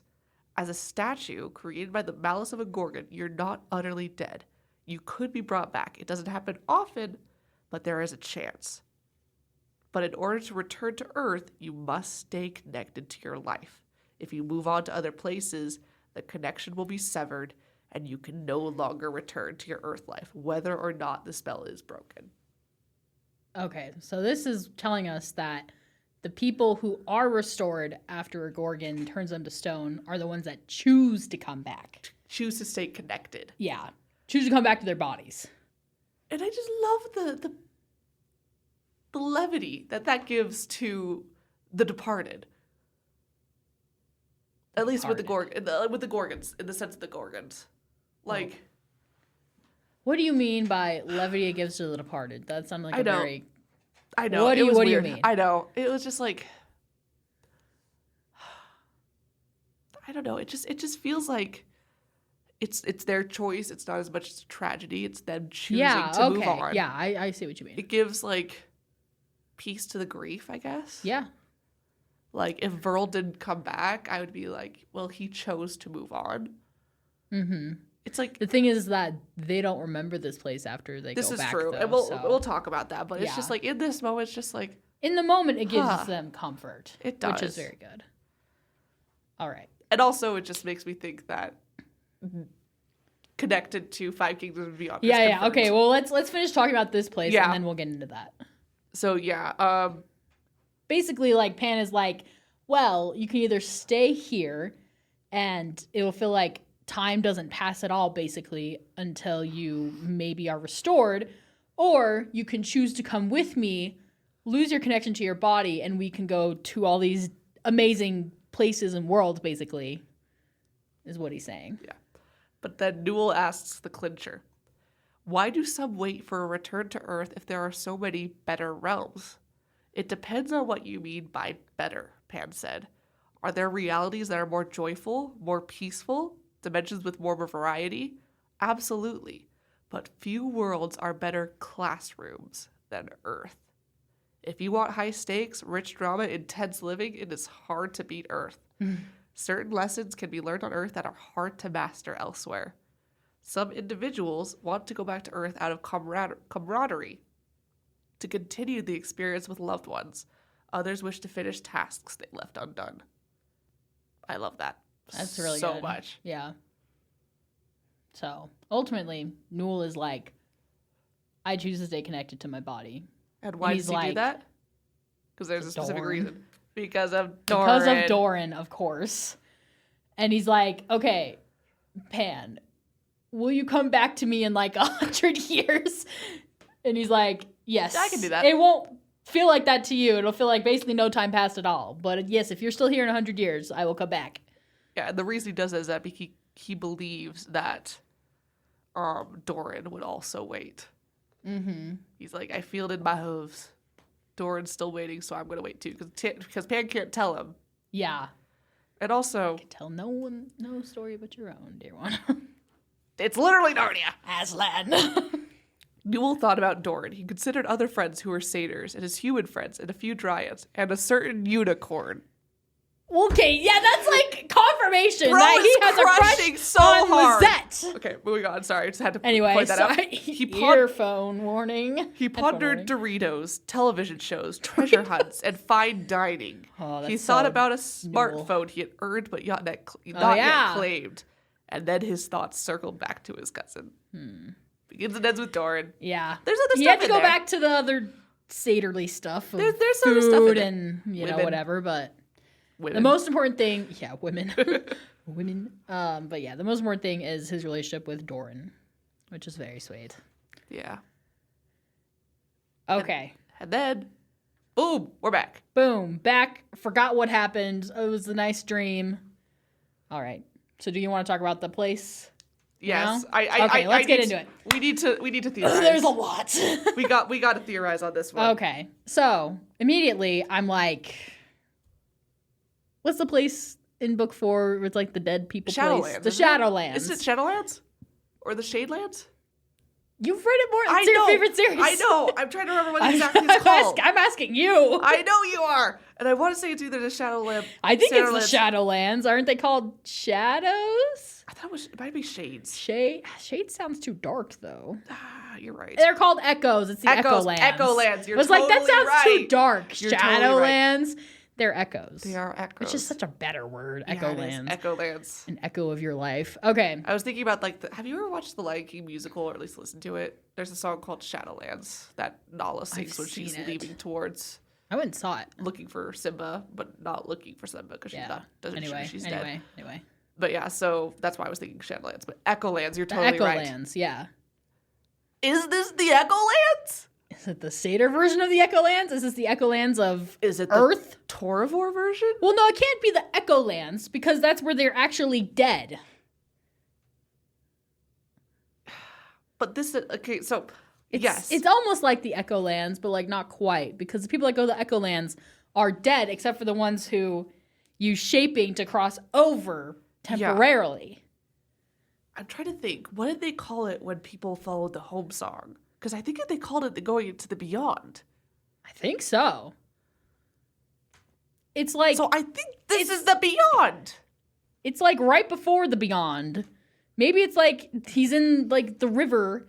What do they call it? The slipstream. But like not going anywhere yet. Did he hear? I can't remember. Did he he's hear not music? Dead. I want to say he heard music. He's not dead. But it's like his echo is in the Echo Lands. Yeah. So I guess it could be the Echo Lands. Like a similar thing. Same vibe. But it's not like... Because the Echo Lands look the same as like it's like... I'm just going to say echo a million times. Yeah. It's an echo of the real world. And so it looks like the real world, but it's actually the Echo Lands. Okay. What did you find? Right at the beginning, before he meets Pan, exasperated, Newell sat down because he's like trying to remember things he can't. Yeah. Only then did he notice a lone figure coming toward him.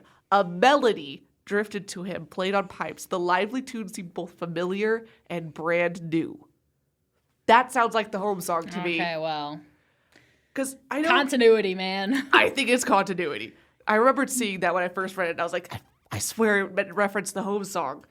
So I think this is... Because in book 4 I don't know if we can say it's exactly the Echo Lands, but it's like this version of it. Yeah, because in book 4, the reason we meet Farron and Drake is because they felt an especially strong pull to the Hall of Heroes. Specifically in the Echo Lands. Because they were heroes. Other than that, this is for the satyrs. This might be like a satyr. This could be like the satyr / magical creature version because we only get humans in the Echo Lands. Yeah, the Echo Lands are also huge. That's true. Absolutely ginormous. I guess you could. Well, I don't know. I guess you could have. There's not really like magical creatures in the Five Kingdoms. Yeah, besides like semblances and it's anything. It's things created from shaping. Yeah, that's the thing. It's because it's such an in between place and it only pulls in humans really. So we don't really have a comparable thing with magical creatures, but yeah, it's definitely giving the vibes of the Echo Lands. He knew what he was doing when he was putting this in there. Like, talking about other worlds, you could claim like, hey, one of the other worlds that you could go to, even if you're dead, is the Echo Lands and the Five Kingdoms. Yeah, so Five Kingdoms and Beyonders have been so interconnected ever since book 4 of Five Kingdoms, where Farron and Drake from Five Kingdoms are pulled into... Farron and Drake from Beyonders are pulled into Five Kingdoms and are absolutely awesome, and we love them. Yes. I remember rereading that part after reading Beyonders, and I was like, oh my gosh, the fact that I know them now is amazing. It's literally the best thing ever. Like, I still think about sometimes that quote from Farron where he goes, like, when Cole is asking how they died. Heroism. I gotta tell the joke. Okay. All right, he says, how does he say it? So wait, how did you die? We both came down with the same illness. Drake caught it first. Drake caught it first. He didn't have it for a while, then he got it again. Then had a fatal relapse. I caught it later in life. What disease? Heroism. That joke is one of my favorites that Brandon Mulls ever made. It's great. It's a great one, and of course it's Farron who says it. Of course it was Farron. Yes.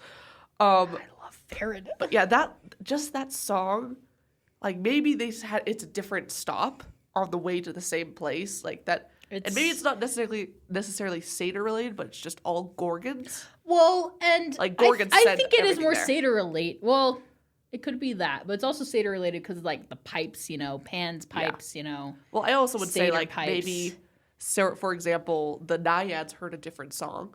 Yeah, no, I say what you mean because it's like satyrs associated with the pipes. So that's what they would hear because that's what they would associate with. Maybe like, somebody else is greeting the Naiads when they've been turned to stone. But yeah. I just loved it. When I read that, I was like, you realize what you're doing to me, right, Brandon? Like, you realize that I'm going to read into this probably way more than you thought. That's what we're here for. It's so what we're here for, and I love it. That's what this is for. We do that a lot. This is what the internet was made for. I watched Wreck-It Ralph 2 recently. Oh, I've never seen Wreck-It Ralph 2. It's not bad. I kind of enjoyed it. So, again, it's just it's so much like the Echo Lands, but not quite. But it also seems just to serve makes the same me purpose. Feel like we're back in Five Kingdoms Book 4 talking about other worlds and the beyond and like Death. moving on and death and, you know, all of the same themes. And I'm so here for it. I know you are. Yes. All right. But yeah, Can't wait till I Beyond get to that also book. sounds like Beyonders, but it's not the same. Which is kind of interesting if you think about it. Like, they call them Beyonders, but then in another book, in Five Kingdoms, the Beyond is actually like death. Like the Final Destination. The Final Destination. So it's kind of interesting. Like the final death from Coco. Way. Yeah. But that's another reference. That's not the same thing, though. No, it's not. But it's Coco is if you're forgotten. True. Yeah. Maybe there's something, but it's like similar to that. Like once you get there, nobody knows what it's like. No, I'm just saying. Like I just think it's kind of funny how in one place the Beyond is like just another world, and the other it's like like you're dead. Very true. All right. So, do we want to move on, or do we want to keep going on this? Do you have more to say? I'll probably think of something as soon as we finish. Okay. But for now, so yeah, I'll survive. But King's Cross Station. King's Cross Station / Wood Between the Worlds Echo Lands / Echo Lands, kind of. And we are here for it, or at least I am. I'm totally here for it. It's making me wanting to reread the fourth book of Five Kingdoms. Yeah, me too. Just like that. Pan turned and capered away. He started playing his pipes. Newell remembered the melody as he heard it. How could he have forgotten such a joyful tune? Before Pan went too far, he faded from view, and the music vanished with him. It really feels like that music is just like it's the promise of something more. I love how Brandon uses music as like the call of the home song and stuff. Like we'll get there eventually, but it's so beautiful. It's such a beautiful sentiment. Good movie. Yeah. Seriously. With diegetic music? But just imagine like you don't hear the music, but someone else does, and it's like the most beautiful thing they've ever heard. And also like just like having a movie where like the characters can hear the background music. Oh yeah. I forgot there's music everywhere in the Echolands. I was just thinking about the home song. Yeah, like I forgot about that. I would love to see that. It's also very cool. Anyway, we're not getting into the Five Kingdoms right now. No, you are not, but oh man, I want to see that movie so badly. Okay. All right. So, turns out Newell did something perfectly correct because when he dropped the bottle and it was labeled ambrosia, and so the Gorgon picked it up, was like, "Oh, okay, ambrosia, glug glug glug," and restored her to a siren. And I freaking love. Oh yeah, there's like a double page illustration. It's beautiful. It gives like Zelda vibes. Am I the only one who gets Zelda with vibes? big wings, I guess. Yeah. Zelda with giant wings. Just absolutely kind of looks like Zelda, gorgeous. I guess, yeah. With like the pointed ears, long flowing hair. Yeah. Wings are beautiful. Just flying over like an elf. Yeah. Flying over the pond in Fablehaven with the tree. Absolutely gorgeous illustration. We really need to get a card to Brandon Dorman somehow. Bro was cooking on this book. But yeah. I like the conversation that he has with Grimella a lot. Yeah. I'm kind of surprised her name doesn't change. Grimella just seems a little bit sounds more like a Gorgon name, but it but does sound like a Gorgon. But anyways. Yeah, so I love how stunned they are that it worked. Yeah. First off. And I love Doran's little told you it would work. Like, not they didn't, but like it was just it was great. I swear, Newell nearly starts flirting with her too. Dude, you can't help it, bro. Yeah, I guess it's just it's not. It's in the satyr's genes. It's in the genes. Yeah. All right. Well, I love that she's like it really is just like the difference between a fairy and an imp. Mm-hmm. Like she has hope again. She has like, completely different perspective, obviously. Yeah. Because of her state. Did we establish how they fall? I don't think so. Did we? Because now we know how they can be restored, but we don't know how sirens fall to become Gorgons. I don't know that it did. I can't. It's going to be really embarrassing if we talked about this during our first session recording this. I can't remember if we did or not, or if it is. Anyway. I don't know. I'm just basing off of, like, maybe it has something to do with just, like, the wings. Maybe it's like a full Maleficent kind of thing. Lose the wings. I've never seen Maleficent. Okay. Dude cuts off her wings and makes her bitter. I doubt it has anything to do with the wings.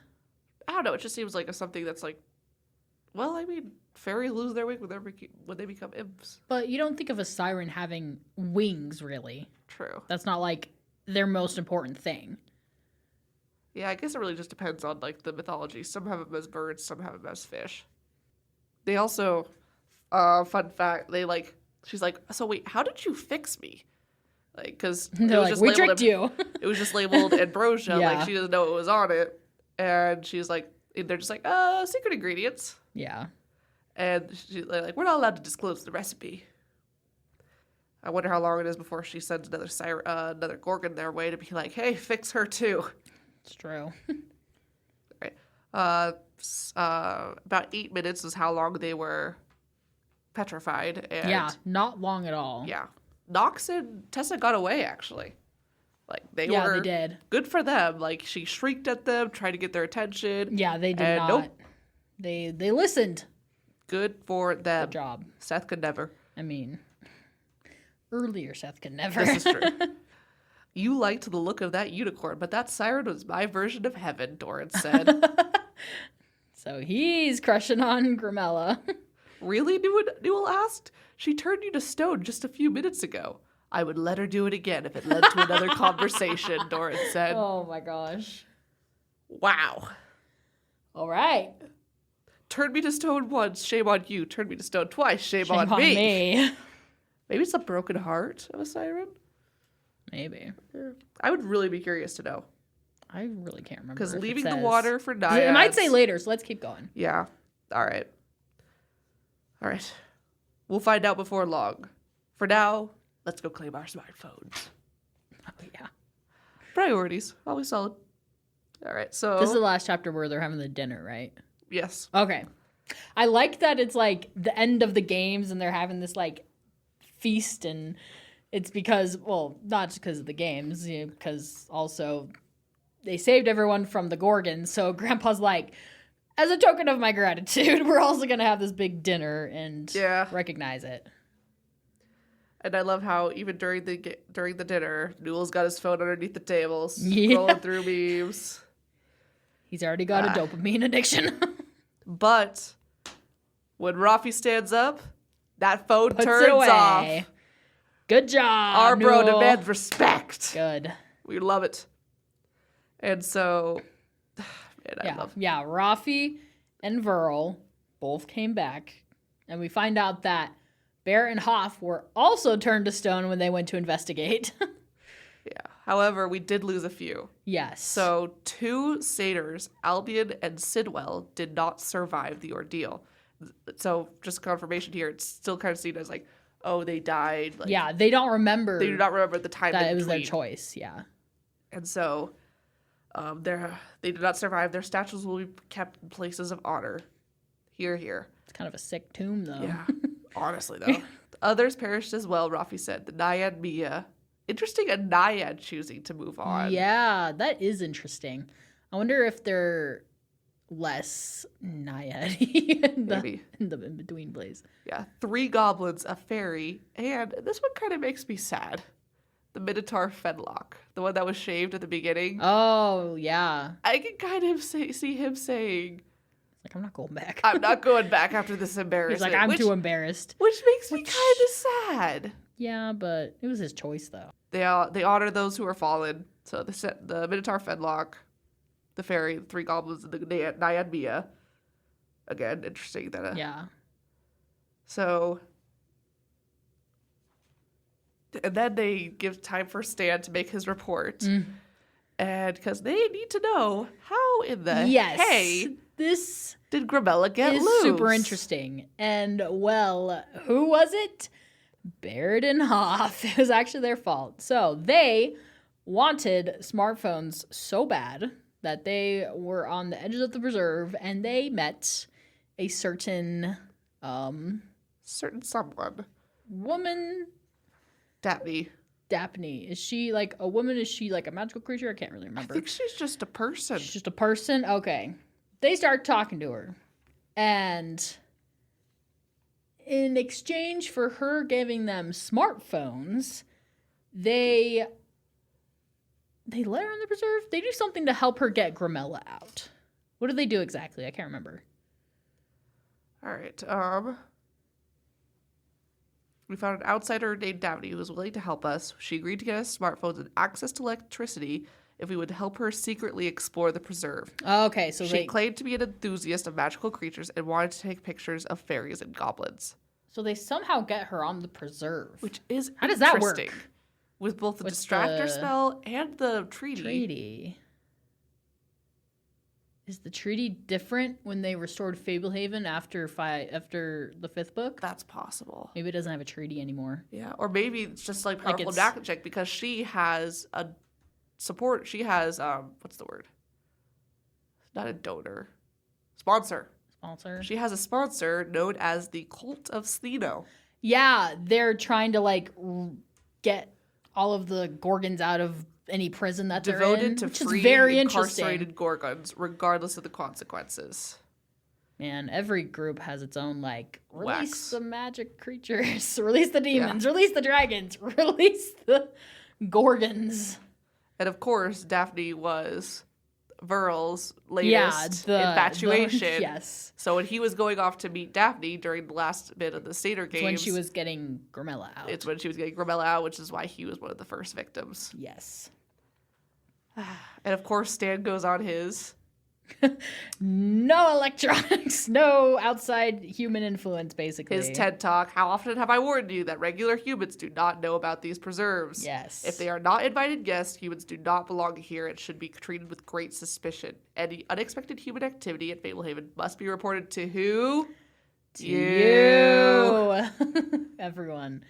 Let's use our critical thinking skills. And if you don't have them, talk to Stan. Report everything. There gave me 7th grader vibes. Yes. Hey guys. Which I mean is what they're meant to be. Are we talking while I'm talking? No. Are you guys talking while I'm talking right now? Yes. Should you stop? Yes. Sorry. Do they stop? No. No. Well. But it's the thought that counts. Yeah. But yeah, so... And then Baron and Hoff are so embarrassed because they know they messed up big time. Yeah, and I love that it's Hugo who gets to unearth all of this because he's the one who goes hunting for clues. Yeah. He finds the hidden power lines, tracks down Baron Hoff, and so what happened? What did you do? I can just imagine him dragging them to stand by the scruffs of their necks and just holding them like misbehaving puppies. And then while Stan's just tapping his foot, been disappointed father face basically. Raised eyebrow, tapping foot, folded the face he gives to Seth all the time. 100%. It is lethal in its potency. Oof. I love this threat here. Both have apologized to the victims of the Gorgons and their families, especially, I imagine, to them because they don't know you could come, it was a choice. Did that be, they killed people. That's probably what they think that they didn't kill, but their actions, the consequences of their actions. Directly. Yeah, it's like Seth feeling for Coulter. Yes. Yeah. But I just love this bit. I want all of you to police them. If I catch a whiff of Barrett or Hoff engaging with anyone beyond this preserve, I will export them to the loneliest sanctuary on the planet. Am I understood? The audience of satyrs fidgeted uncomfortably. I want an answer, Stan said flatly. We hear and understand. Stan is saying I need verbal confirmation. In no uncertain terms. It's fantastic. I'm glad that they show such clear remorse. Yeah. I do like that. And so... They also get catcalled as exercisers, weightlifters. Oh, yeah. They got it. And then... and then Grandpa's like, okay, we're going to reprimand them, but also, don't make them outcast. Don't be too mean. Yeah. I also love how he's like, and now we're going to recognize Newel and Doren for their bravery, their hard work, their like determination to save the day. Yeah. I also love Rafi coming in and he's like, also, we're not going to heap persecution on Barrett and Hoff. Okay, that's what I meant. It was Rafi. That one was Rafi. Who, again, I mean, Stan does a little bit as well. But Rafi's the one who's really like, yeah, they worked, but we still love them. Yeah. It really gives the vibe of, yeah, he still lives with his parents at the age of 30, but we still love him, okay? Because like that's like they messed up. Yeah, you're right. It's more like they messed up. Yeah. We're not gonna judge them. That's true. Yeah, I like that better. But yeah, so I love how Rafi even says, I'm not going to disqualify them. However, we are going to make sure they don't win. We have the best prank, which was Newel giving the tears labeled as ambrosia to the Gorgon, which I love. Yes. That's like the prank. Yeah. Today I am here to announce that by a nearly unanimous vote, the top prank of the week was Doren tricking the Gorgon into drinking a potion that turned her back into a siren. Therefore, the winners of the Satyr Games, once again, are Newel and Doren. Come claim your crowns. Applause. Newel and Doren mounted the dais and crowns were placed on their head. I was surprised they were actual crowns. Each was fashioned from ebony, amethysts, and real peacock feathers. Both would go back into their hall closet for another year. So it's like an annual thing. You give them back at the end of the year. Yeah. And then one final thing. A final extra reward for their above and beyond service. Each clan has a chieftain, a role that Rafi has employed for several centuries. However, long ago, some satyr clans chose an elite satyr to fill the office of Grand Protector. Our clan has lacked a designated protector for many years. I have served in that capacity as needed. Dang right you have. Yeah. But now, by my authority as your chief and Opa, I declare that our clan officially has 2 Grand Protectors. Congratulations, Newel and Doren. So yeah. It's so interesting just to get a little more background on like how the satyr clans work. It's like they have the chieftain and then the protector, and I just love that now Newel and Doren are their protectors. It's so cool because they totally earned it. Oh yeah, it was so good, and they've grown into it too, for sure. Back in Fablehaven, no. Dragonwatch, they were getting there. Now they're there. They're there. So good. But yeah. But I just love how much, like, they worked so hard. They've grown so much. When I heard that Brandon was writing a Newel and Doren series, this is not what I was expecting, but I am totally here for it. Yeah, I really like this story. It feels good. And the possibilities that it presents for continuing stories, because he says he's going to make this into a series, I'm assuming for 3 books. Yeah, 3. Are very intriguing. We're guessing 3, yeah. Yeah. Are very intriguing, because one of the things that I'm most curious about is the Cult of Stheno. And also the promise they made to the Swamp Hag.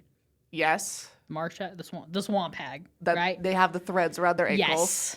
Is it the Swamp Hag or the Bog Hag? Bog Hag? I think Bog Hag gets the thread. Whichever hag. And also I can't remember. The third hag sister, who is dead. Maybe I say with not. air quotes. Yeah. So there are a few possibilities for where the series could go. What other characters pop up too? Yeah. I mean, we got most of Dragonwatch 5. Maybe we'll get Fablehaven 5 next time. We got a few please. Dragonwatch 5, yeah. Yeah. Yeah, just... Yeah, because, I mean, between Lizette, Tess, Nox, and Nadia. We got an interesting mix of returning characters. Yeah, not any that I was expecting. Yeah, Nadia and Lizette, I was like, whoa, okay. That's okay. Well, alrighty then.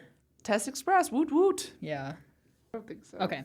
I like this question number 8. We're on the reading questions, right? The discussion ones? Discussion questions at the very end. First of all, it asks, have you read about Newel and Doren and the other Fablehaven Dragonwatch books? If so, how is it different having Newel as the main character? In what ways do you know Newel and Doren better now?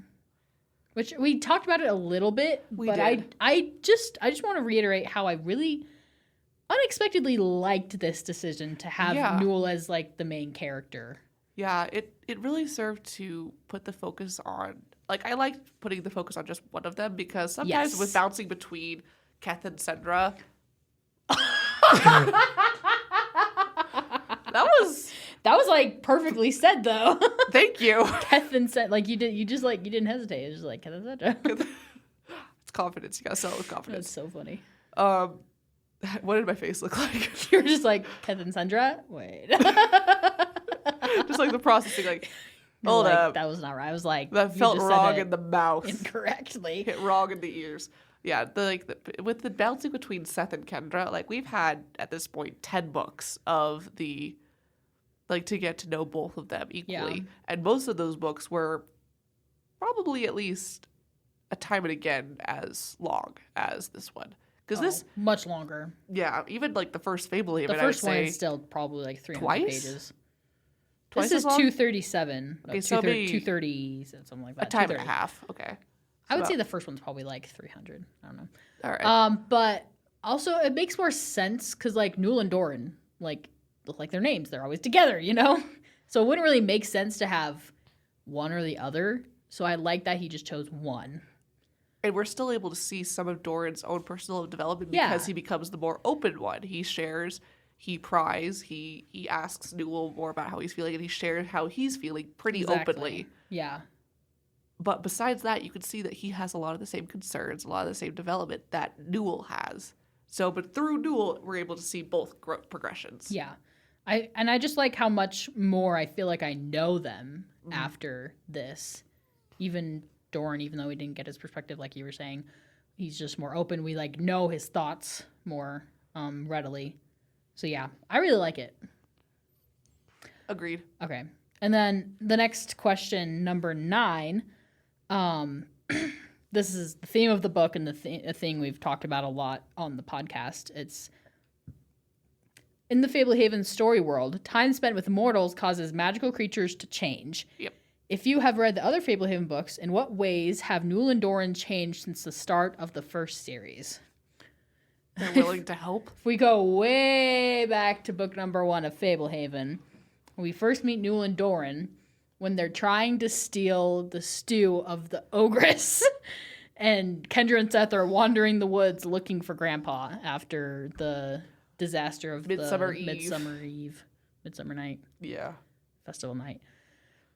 Yeah, and they were anything that sounded a little bit like work or helping people, they shunned completely. Yeah, as soon as they were like, hey, could you help us get back to the preserve? Could you help us do this? Back to the house. As soon, or like maybe back to the house, yes, but as soon as it's like, hey, could you help us save Fablehaven? Oh, yeah. They're out of there. And when they kind of bring that up to Grandpa and Grandma, they're like, yeah, staters, they'll help you if it helps them, but as soon as it sounds like actual work, they're out of here. The only time we see them actually work is book 3, I think, when Patton asks them to do something, which I mean, valid. It's because it's Patton, yeah. And it's also for the promise Because of a they good time. hate the centaurs. They hate the centaurs, they love Patton, and it's a promise of a good time. Yeah. But, and then other than that... They only start helping because of their relationship with Seth. And even that's initially founded on Triple C Food. batteries. Oh, yeah, that too. It's yeah, Seth saying, I will provide you enough batteries to supply you for a year Yes, if it you starts help with- me get off this preserve now that Graulus is taken over, yada, yada, yada. Yes. Like, that's the initial. And also, they think Vanessa is hot, but yeah. Yeah. Also, they're like, food. Cool. Leave the preserve. Let's go get fast food. For Frito-Lay! Doritos. Anyway, Taco Bell. So, yeah, they've changed so much. And, like, I'd already thought they changed a lot in, like, Dragonwatch. For sure. Which they had. But then they changed even more. Like, throughout all of Dragonwatch, they're, like, babysitting Nox and Tess. I feel for the them. most part. I feel for them. But, like, even, yeah, just reading this, the fact that we're hearing their inner thoughts and saying, yeah, let's go help out. Let's go out of our way to save our preserve. Yeah. This is, like, the first time they're taking charge as the people to do it. They're being active. They're proactive, taking the not initiative. reactive. Yes. They're not just helping someone who's doing it first. They're doing it. Yeah. Which is a first for them. And I think even though they are still getting something out of it, like they are still getting the smartphones, that almost feels like it's a bit of a gimme. A perk. Like, yeah. It's like they would do it anyways, but Yeah. as long as they've got the opportunity, Yeah. might as well. It helped convince them, but it wasn't the main reason they were doing it. Especially because at that point, when they're being off the smartphones, they knew Rafi was already gone. Yeah, I definitely think Rafi was a big part of it. 100%. Seeing a satyr willing to lay down his life for them. Yeah. That changes the Yeah, satyr. I think that really motivated them. That changes the goat. I guess you can't teach an old goat new tricks. But yeah. So, where would you rank this book? We said like 8, but I mean like in terms of like the tier list. We both gave it a 7, right? We did? I think we were between 6.5 yeah. and 7. Did we say where we would put it? I think Behind which I book? said solid B tier. B. I think we did. Okay. I could not remember. I want to say B tier is what I Okay. said Yeah. when we did this, because just a reminder, we had to record these in separate sessions because we had a lot more to talk about than we thought. But yeah, I want to say I said B tier. Okay. And I think I might say high B tier. High B? I don't know if I put high B. Yeah. I'd say Let me check what's in our B tier A. right now. Yeah, I will pull it up really quickly. The end of the video. It's like I wouldn't put it above any of the Fablehaven books. We had in D tier, Candy Shop War 2 and 3. Oof. C tier was Candy Shop 1. All right. We're kind of mean, man. Yeah, a little bit. All right. Bottom of B tier was World Without Heroes. Ugh, I hate that you made me put that there. Just above it, Sky Raiders. Then Dragonwatch 1. Then Fablehaven 1. Dragonwatch 2. Five Kingdoms 2. Dragonwatch 5 is on top of B tier. I don't know if I'd put it in front of any of the first books. Actually, I wouldn't. But I don't think it's not like a bad book. It's just it's between like a novella and like a short story. Like it's not enough of a book. It's good for what it is. To really compare. Yeah. Is the problem. It's good, like you said, it's good for what it is. Yeah. But it's not the exact same. Like, it's not the same caliber because it's so short, it's so fast, and it's a story of, like, these side characters who are now the main characters. Yeah. Yeah, I'll put it bottom of B tier. I think it still deserves B tier, but you're right. I don't think it beats out any I don't of know those if it other beats books. out the first Candy Shop War. You don't think it beats out first Candy Shop? No. Candy Shop War is good. I think we crap on it too much. Yeah, the second and third really sour me. I think you're swayed too much by your disliking the other ones. Yeah. And I let you sway me a little too much.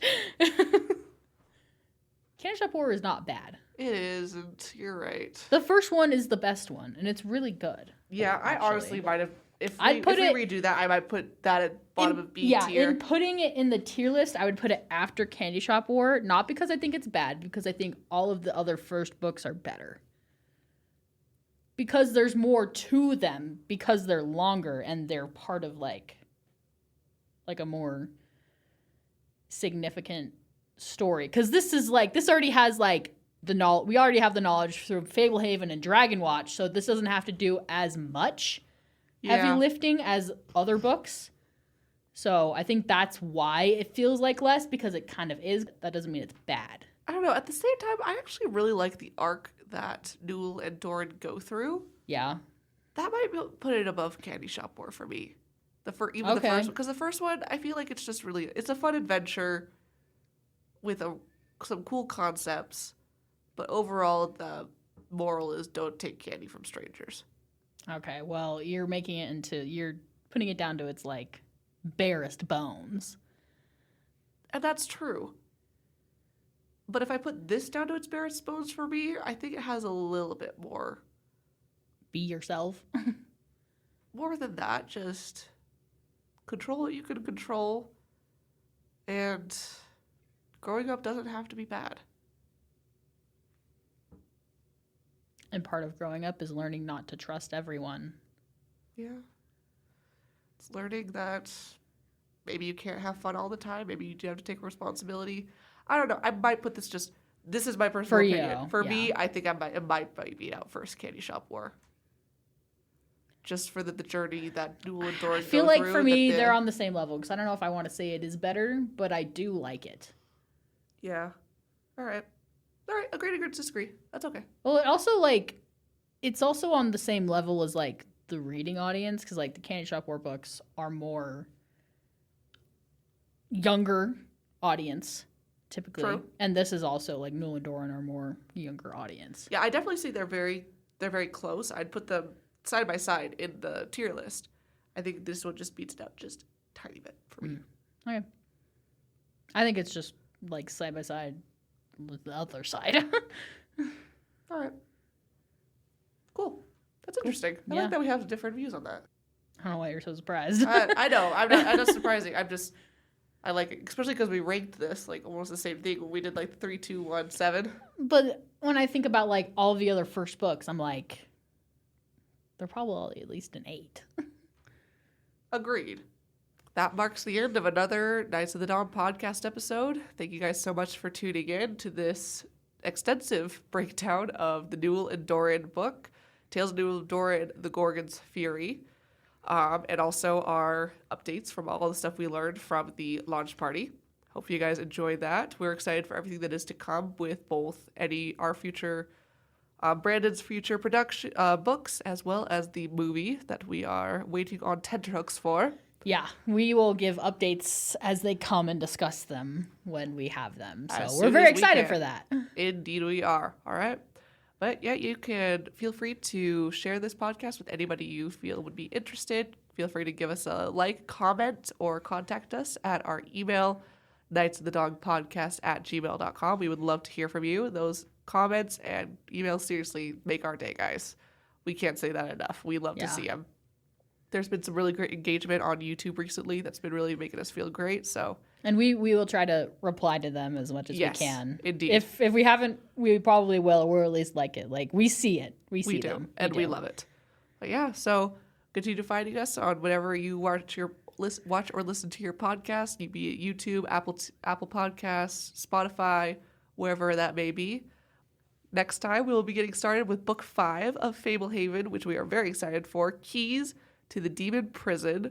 We are very, very excited. It's got some great moments we're looking forward to. It's ranked top of the tier list, so for good reason. Chomping at the bit to talk about it. Indeed. We'll get that produced for you guys as soon as we possibly can. Other than that, though, see you next time. I'm Jessica. I'm Megan. Drink the milk. See ya.